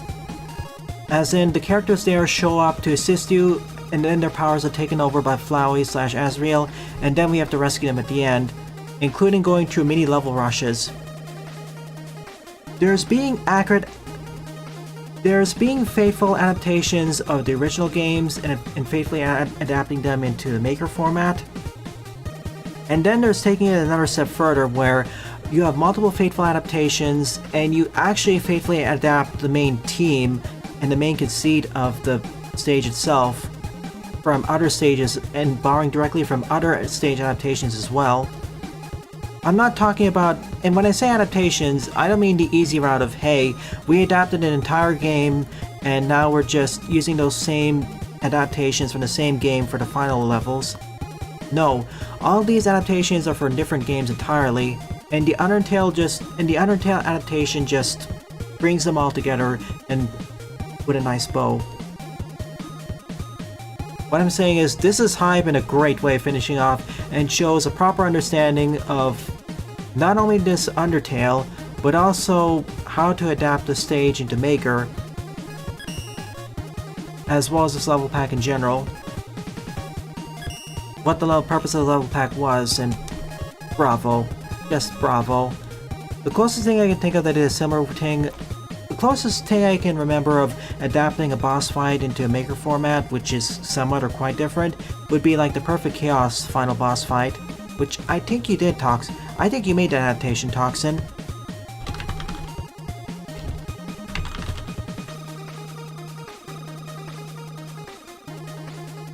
Yeah. You made that one, and you adapted a 3D boss fight into a 2D format while still maintaining what made it different or special. And the freaking fact you managed to get us into 0.000 whatever HP, even more brilliant. In terms of how much I enjoyed the stage, of course, 10A and 10B together are my favorite levels of the episode. I say both because both of them have to be paired together for the best effect. If you're talking about the raw level itself, I think 10A edges out 10B, but 10B acts like a nice coda to 10A. And the fact you have multiple ways of dealing with 10A's attacks, like you can either go for healing or for defense. I can definitely see why it's the most difficult with the different options, so brilliant. My least favorite level of the pack would probably be the first one, but that's because of repetitiveness, and probably that would be tied with maybe Ninjakan, but that was more because of the ear piercing. Otherwise, thank you for recommending it to me, Toxin, and sending it. I really enjoyed this experience, and it beats out at least half to 70% of the levels I usually cover. Feel free to submit more weeks in the future, if you find them interesting enough. So many thanks to So many thanks to Toxin G, Mega Marino, Oscar, Darkonius, Urizin, Nico Nerva, Astra Moon, JJR, the Rurik, Skypod Samurai, Bead XW, and the team for 10A and 10B. Pat yourselves on the backs. This was wonderful. A retro week that actually understands, for the most part, how to adapt retro games from very disparate eras and consoles, mostly into a maker format.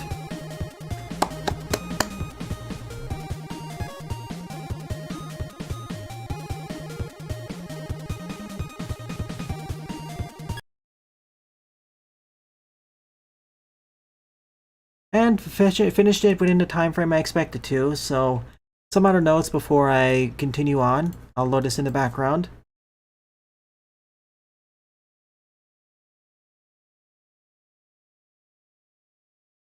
Jaden, road trip.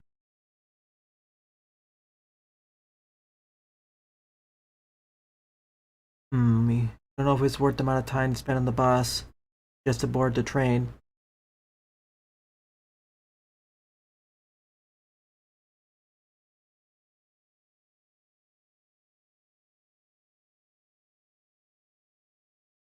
And the actual train trip you said was very disappointing. The road landscapes themselves were beautiful, but the actual road had no activities.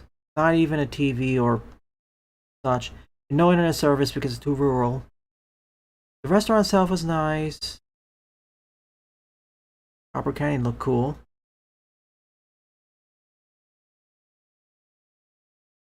Real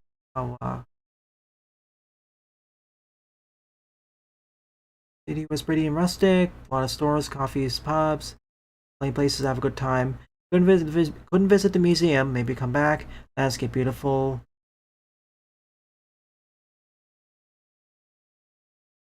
I'm not going to repeat many of the words, but I'll say that I'm reading it, Jaden.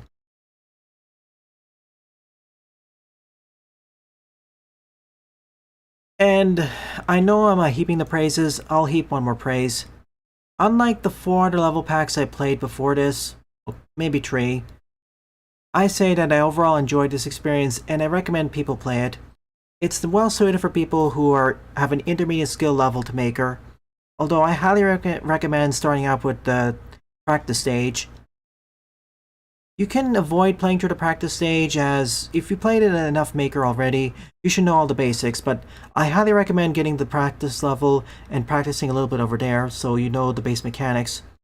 That being said, the actual stages themselves don't really require you to have mastery over these, you just need to know that they exist.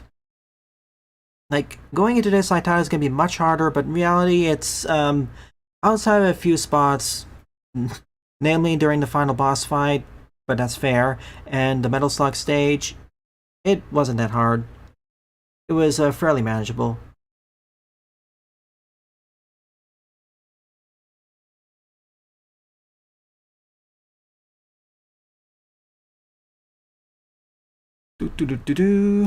Let's get the regular Maker up.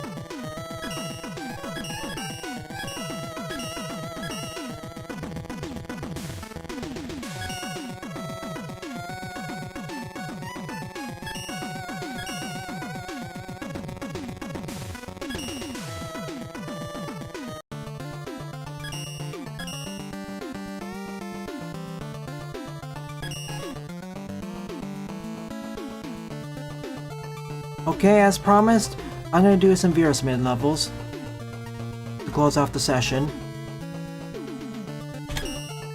So let's begin with this one. Space Travel, Astronaut Quest Intro Stage by the Patio. 158 plays and a score 91. I doubt we're gonna have any stage that really eclipses 10A and 10B, so you're basically competing for the honorable mention. I love green grass gradation. Oh yeah, let me turn this down.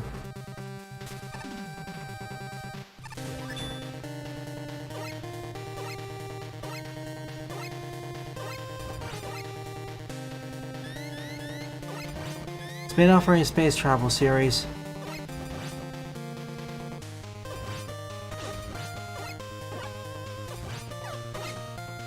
As a reminder, my stream schedule for this weekend is as follows. In about 3 to 3.5 hours, I'll be playing more Frosthaven with Mega Team Up.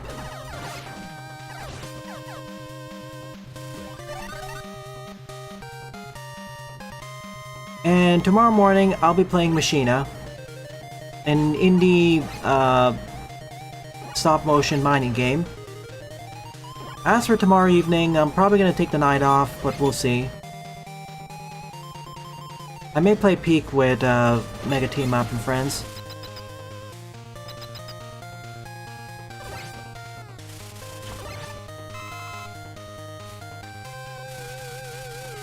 The actual traveling in space part of space travel wasn't really the hard part. It was when we got on land. And the first levels were always relatively straightforward. Crap Factory...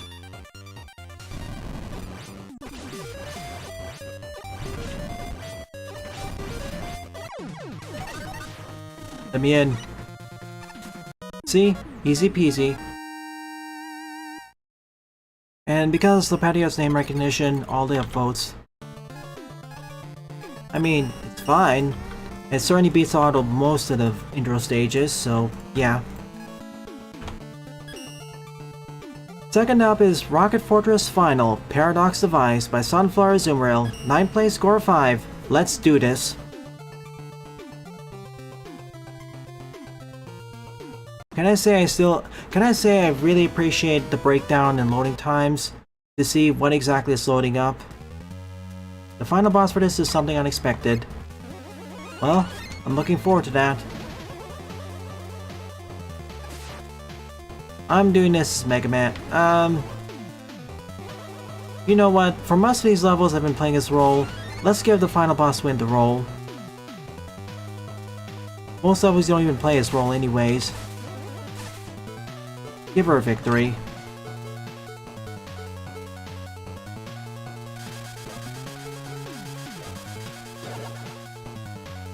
One. Haha. Yes. 2.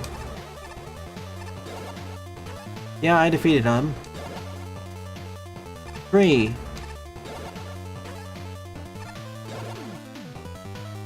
These are all the optional things I could have skipped, but I didn't, I think. And my reward is...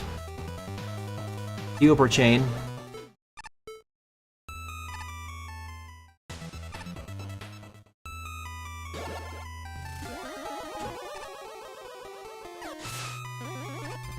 Oh good, playing this role made this section a lot easier.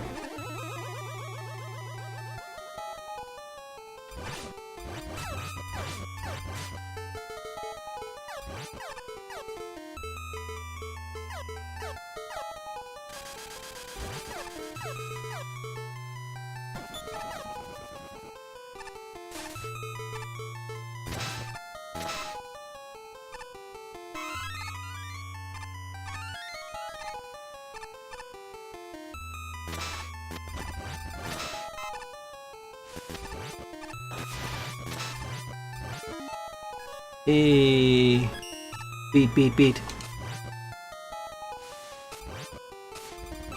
Sorry, don't trust myself with these jumps.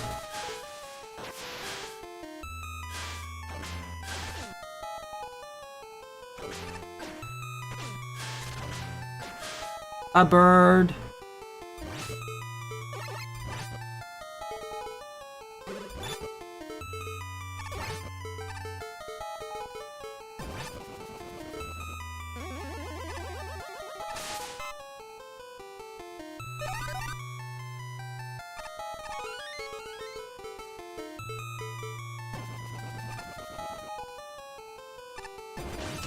Yeah, basically a tutorial. Oh shoot. All the other characters have trouble with this one. Roll, it's basically just dodge. Just dodge and keep hammering it. Or brooming it.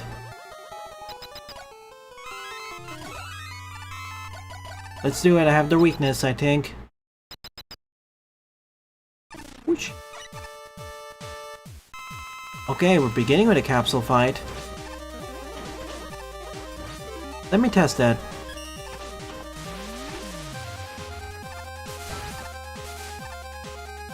No, of course you do the wrong...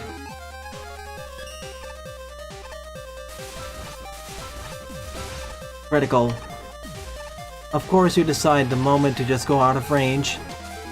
Jerk. And now you decide to go back in range.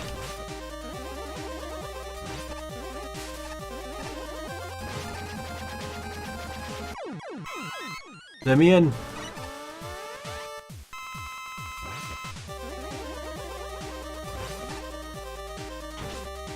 Cannons, the laser in the middle. Anything else I should worry about?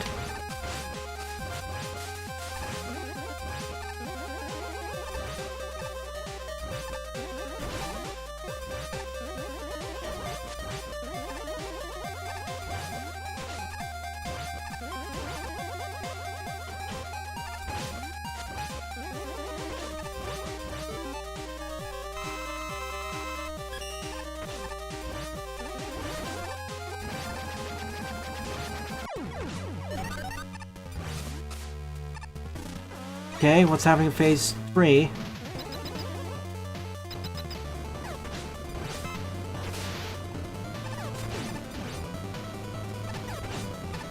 Let me out, I'm dead. I should have just used the air shooter. Or tornado hold, I mean.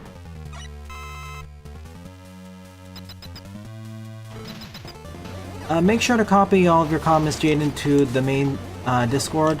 So we can see that, so others can actually see it all in total.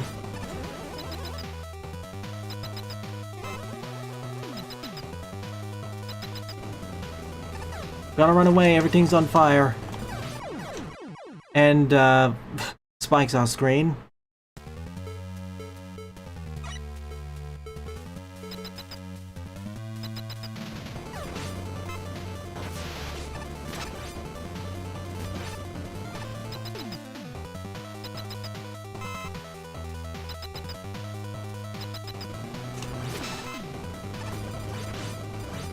Like, I couldn't really see that there was a platform on the left end, but I should have suspected there'd be spikes based on the positioning of the right platform.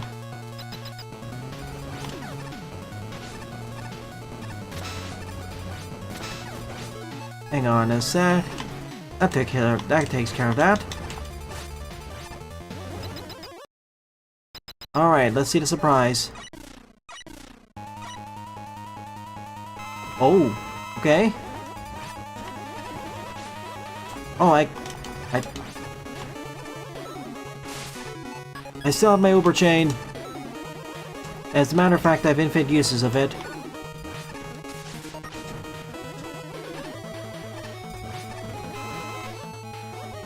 I'm not gonna chase this though.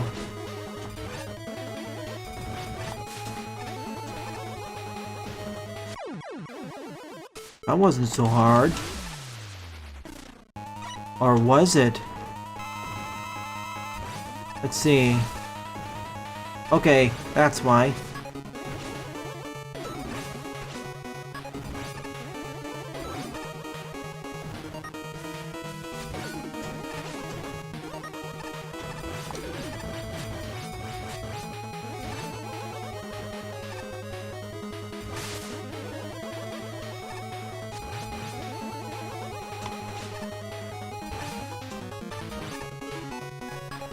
I could, or I could just play it safe. I'll take the latter option.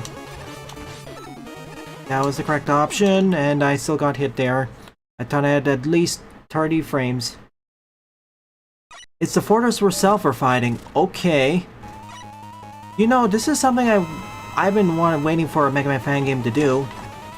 Instead of the final boss, the actual final boss being the Wily Machine or Wily Capsule, why not fight the Wily Fortress itself, either in the Fortress configuration or a Wily Megazord, which consists of the Fortress?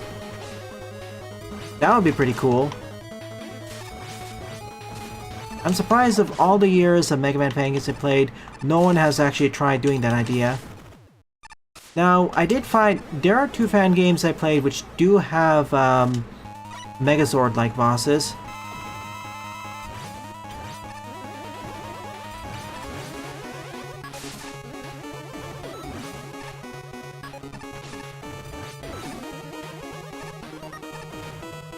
But, I haven't really seen others. Heck, even Mega Man 3 had Gamma.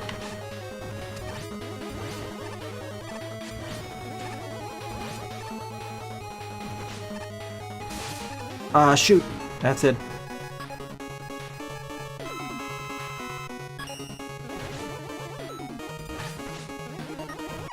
Really? Okay. I thought the... See, what I was thinking is that the platform extended further to the left by 1 square, and the gap was on the right end. That's why I moved like that.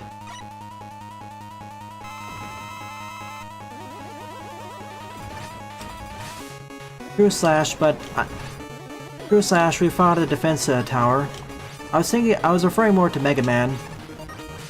Other games had the bosses where you fight fortresses. Either the entire fortress during a fight, or an elaborate extended encounter.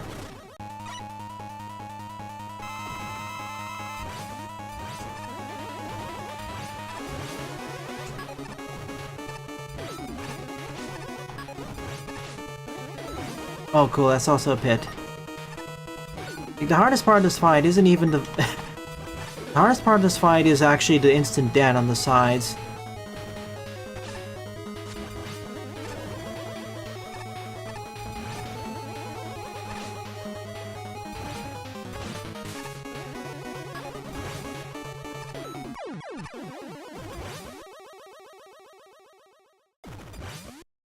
No.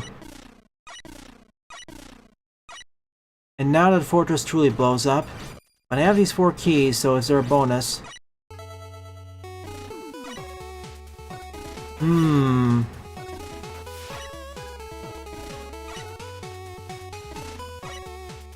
Yes, all the stages I went through before. And now with the arms that we're doing, following them. Nice little bonus to the end as a quota to this pack. So that's actually a very pretty background. Unexpected indeed, Sunflora. But as I said, I've seen this somewhat done before in Maker. Yours is a more explicit version of this, a more obvious one of that. I really want to see a Mega Man Classic fan game end with the true final boss being the Wily Castle or Fortress itself, either in the Castle Fortress configuration, or the Castle Fortress itself transforms into a Megazord. And then you fight a Rock and Sock'em robot, or you have to take it down piece by piece in your regular form. That would be cool. Sure would beat the typical Wily Machine or Capsule. Regardless, good way to finish off this pack, and thank you for the stage casting call at the end. Honorable mention of the episode.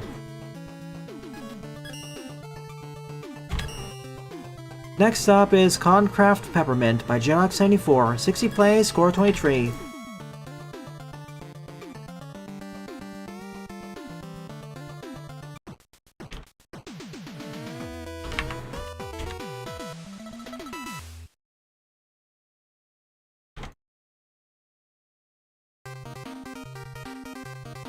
Whoa. Fine, give this one a roll. Peppermint. No.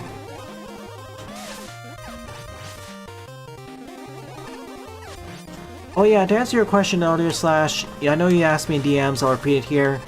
Feel free to share it in either self-promo or gaming, either will do. The reason why there's so many personal images or photos of real life in self-promos so far is because Jane just went on a road trip and returned from it.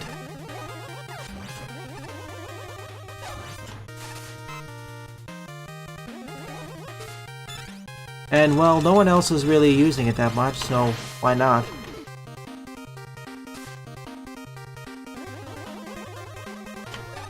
That's the unfortunate thing, Jaden. Especially with the various economies in the world. It's sad. And the cost of living constantly increasing. Thank you. I'll show it off at the end of the stream then. Or at least, I'll see how much. Let me take a quick look-see. Of course, Discord closed down. I'll just do it while it loads up.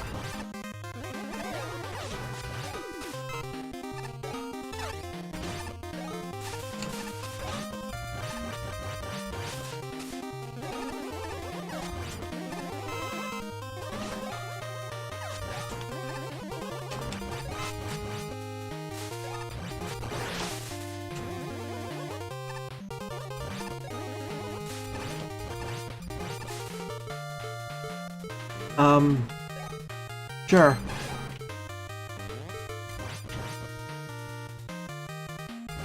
Oh my gosh, Guts, man.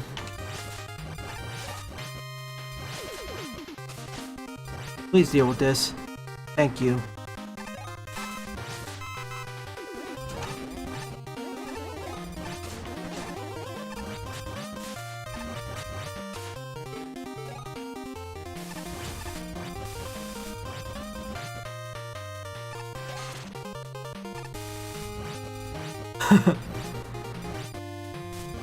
I see.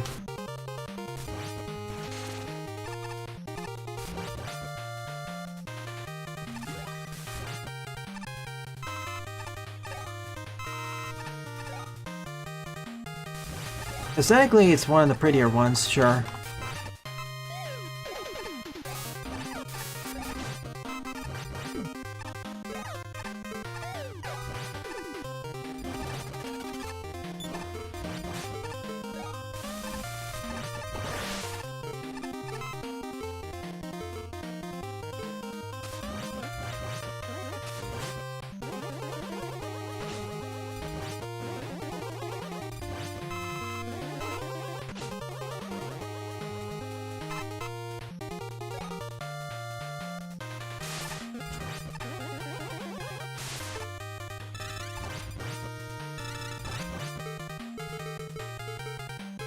Okay.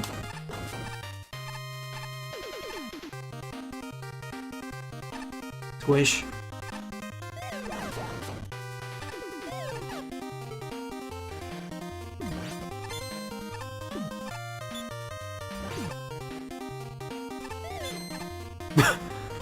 Goodbye, Snowball Head.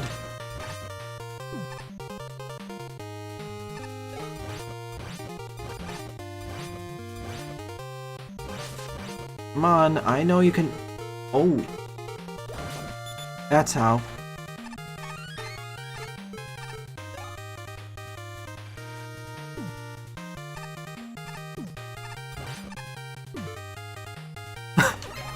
Thanks, Roll. Back outside into the candy icy wasteland.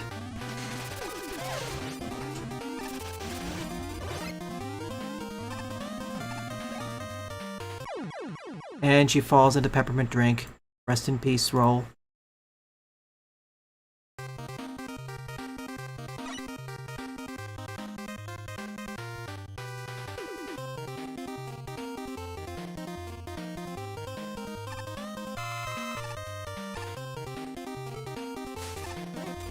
How long does your level take to beat, Darkfin?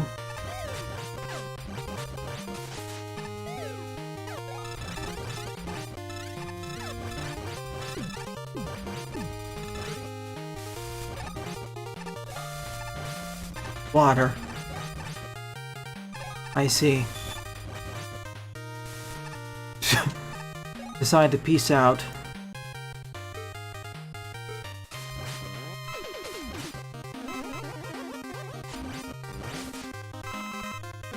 If it takes about half an hour, I can do it. If it takes like 1 hour, I'm gonna save it for next week.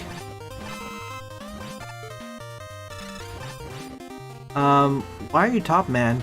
Shouldn't you be guts man?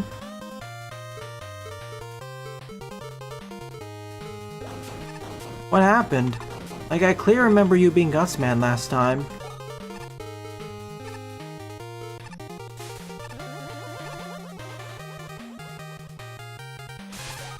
What?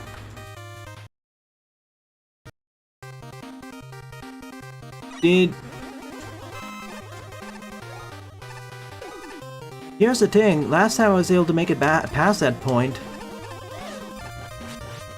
It was a Gutsman plushie, now it's... Oh, what? Excuse me? Visa turned the Splash Woman into a Vui. What's happening? I understand it was already broken, and somehow it replaced the plushies with a different type, but every time I reset, it's replacing it with a different plushie?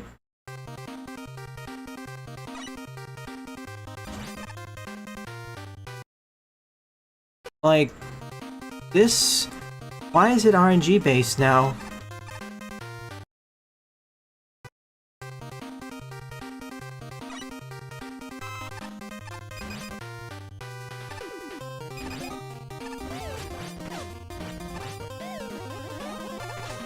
See, I understand a level update glitching the plushies so they spawn as something else, or you got shifted to a different plushie, but the fact it always changes every time I quick reset, or die and reset, that's what's really baffling to me.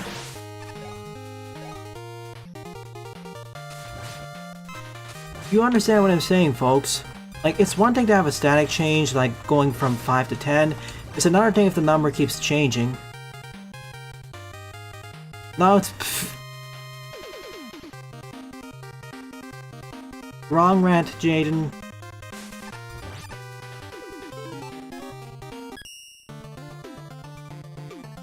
What Buster would be ranting is... Good engine. Like, by default, I don't think there's a way to make the plushies RNG like this. That's what's baffling me. Once you set down a type of plushie, it's gonna stay like that. Like, if you set down a Gutsman plushie, it'll stay Gutsman. It's not gonna just randomize itself.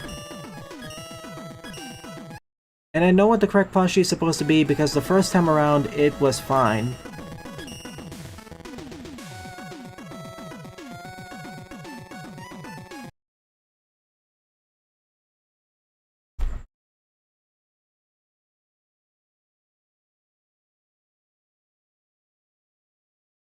See? Gutsman.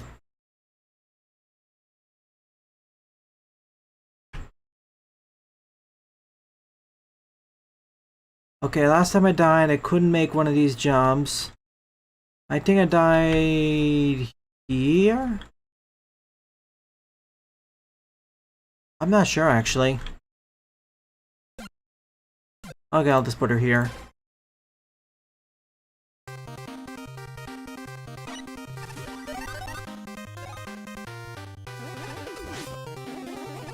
Darkfin, how long does the level take to beat?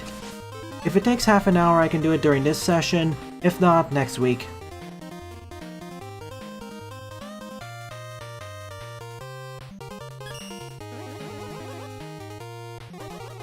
Team off. That's the bug.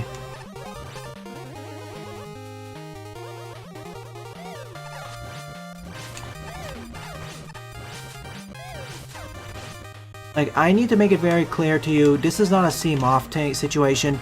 This is the game's bugging out.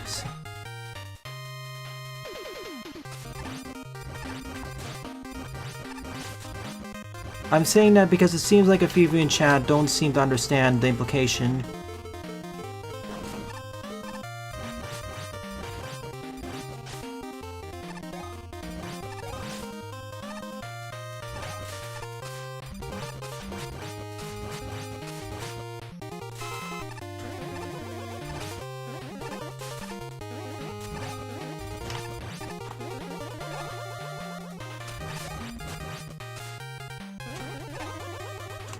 This is one of the weirder bugs I've encountered here, like...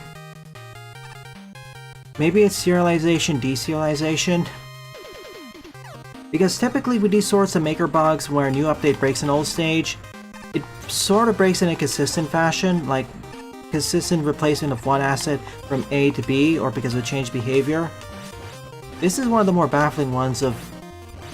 because plushies, the only thing that was changed, at least visually, is that we got more plushies.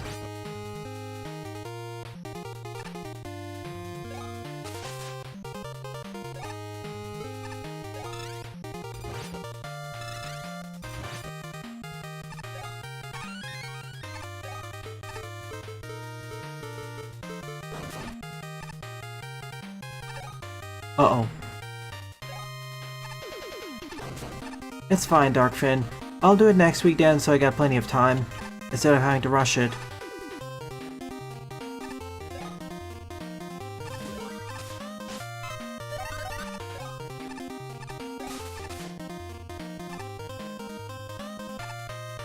Plus, I want to end off this week on a high note, or non-high note.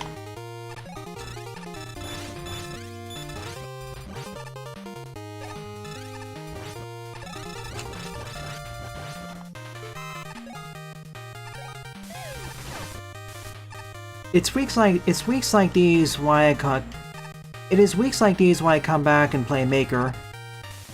Because of all the fun creations and levels with creative setups, or even if they're not creative, they're still enjoyable to parse through.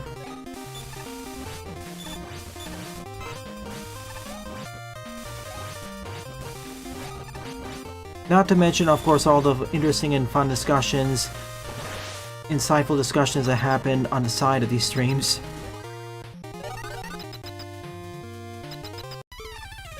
Hey, Stone.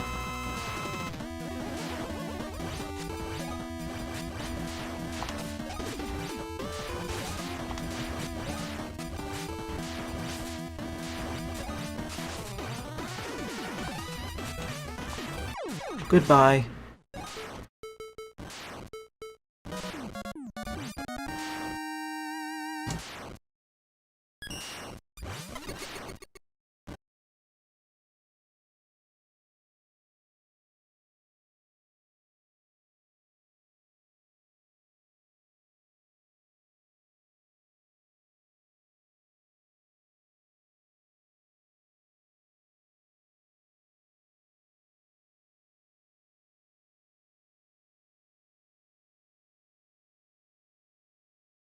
And thus, that concludes Genox level.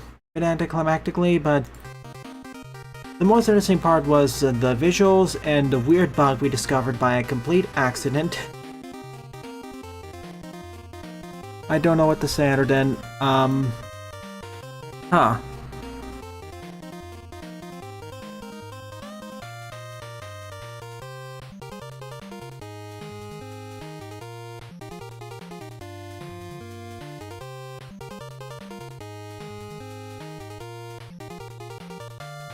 Alrighty then, I think I'll end off the stream at this point because I want to end it off at a high note. Next week, I'll begin with Basedroid. So,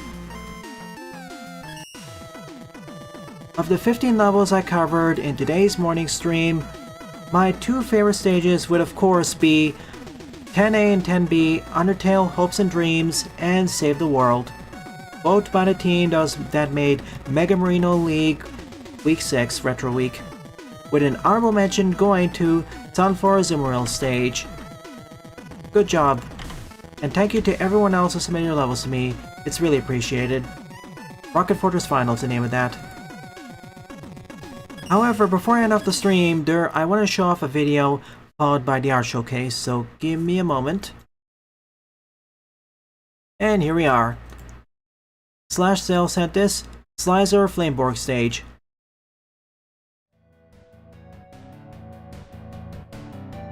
I played Mega Man Winter's Domination, so I'm curious to see how this individuality by Slizer turns out. No sound effects. Just the gameplay with the music. Yeah, it really reminds me of the Flame stage from Dr. Winter's Domination, but this time it's specifically geared towards Slizer's moveset.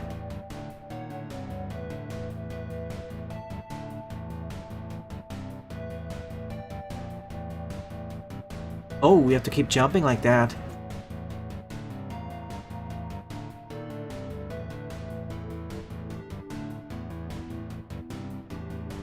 You can already see how this is going to be a bit more intricate compared to Winter.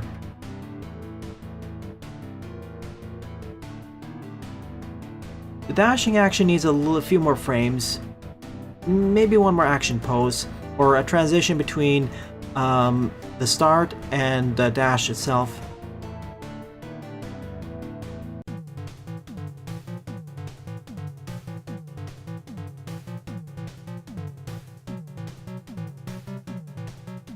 Of course, part of the reason why the previous game's level design could be more basic is because it had to account for both Mega Man and Slizer's moveset. So it couldn't make something too difficult, it couldn't make something too intricate because then Mega Man couldn't beat the stage. And because now it's more diverse, from Mega Man, Slash Cell can play around with the sprites more. Alright, that looks neat. In any case, with that out of the way, it is time. Soon enough.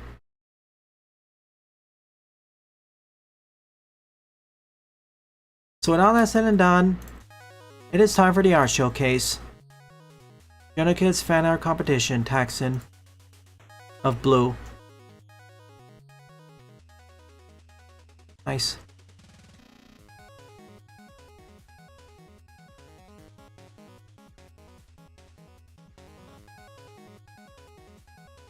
Is there more from this creator here?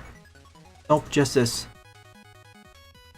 YouTube made this in Mario Paint. Mario trying to run away from a Koopa.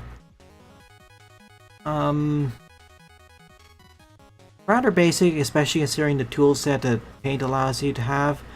But we all start from somewhere.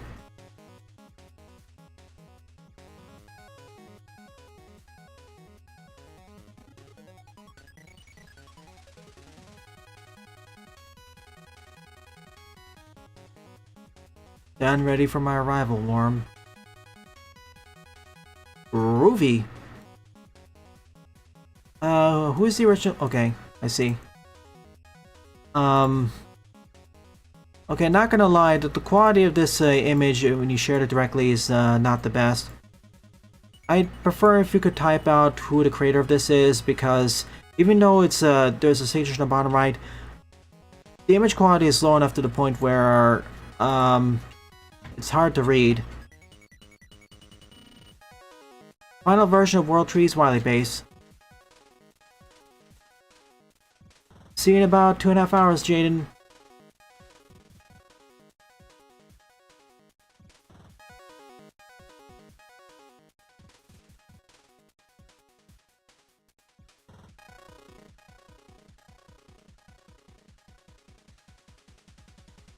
bonus old version.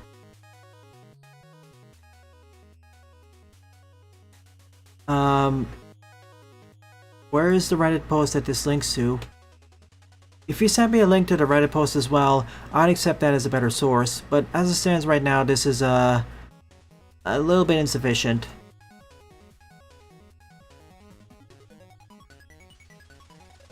It's on r/death battle, but can you specifically link the post on that the submission that contained these two images on r/death battle? I can find it right now, but just for future reference. In any case, this concludes the art showcase and subsequently the stream. Thank you to everyone who either submitted their art, submitted their levels, or simply participated in chat. It's thanks to your continued support why I continue to produce new videos for the channel and stream. It's really appreciated. So, if you're enjoying this or any other video on the channel, please rate, comment, favorite, and or subscribe, as they all help it out. Don't forget to follow me on Blue Sky and Mastodon as well, and join my Discord server, as I regularly post updates there. Thank you very much for watching, and I'll see you all in a few hours.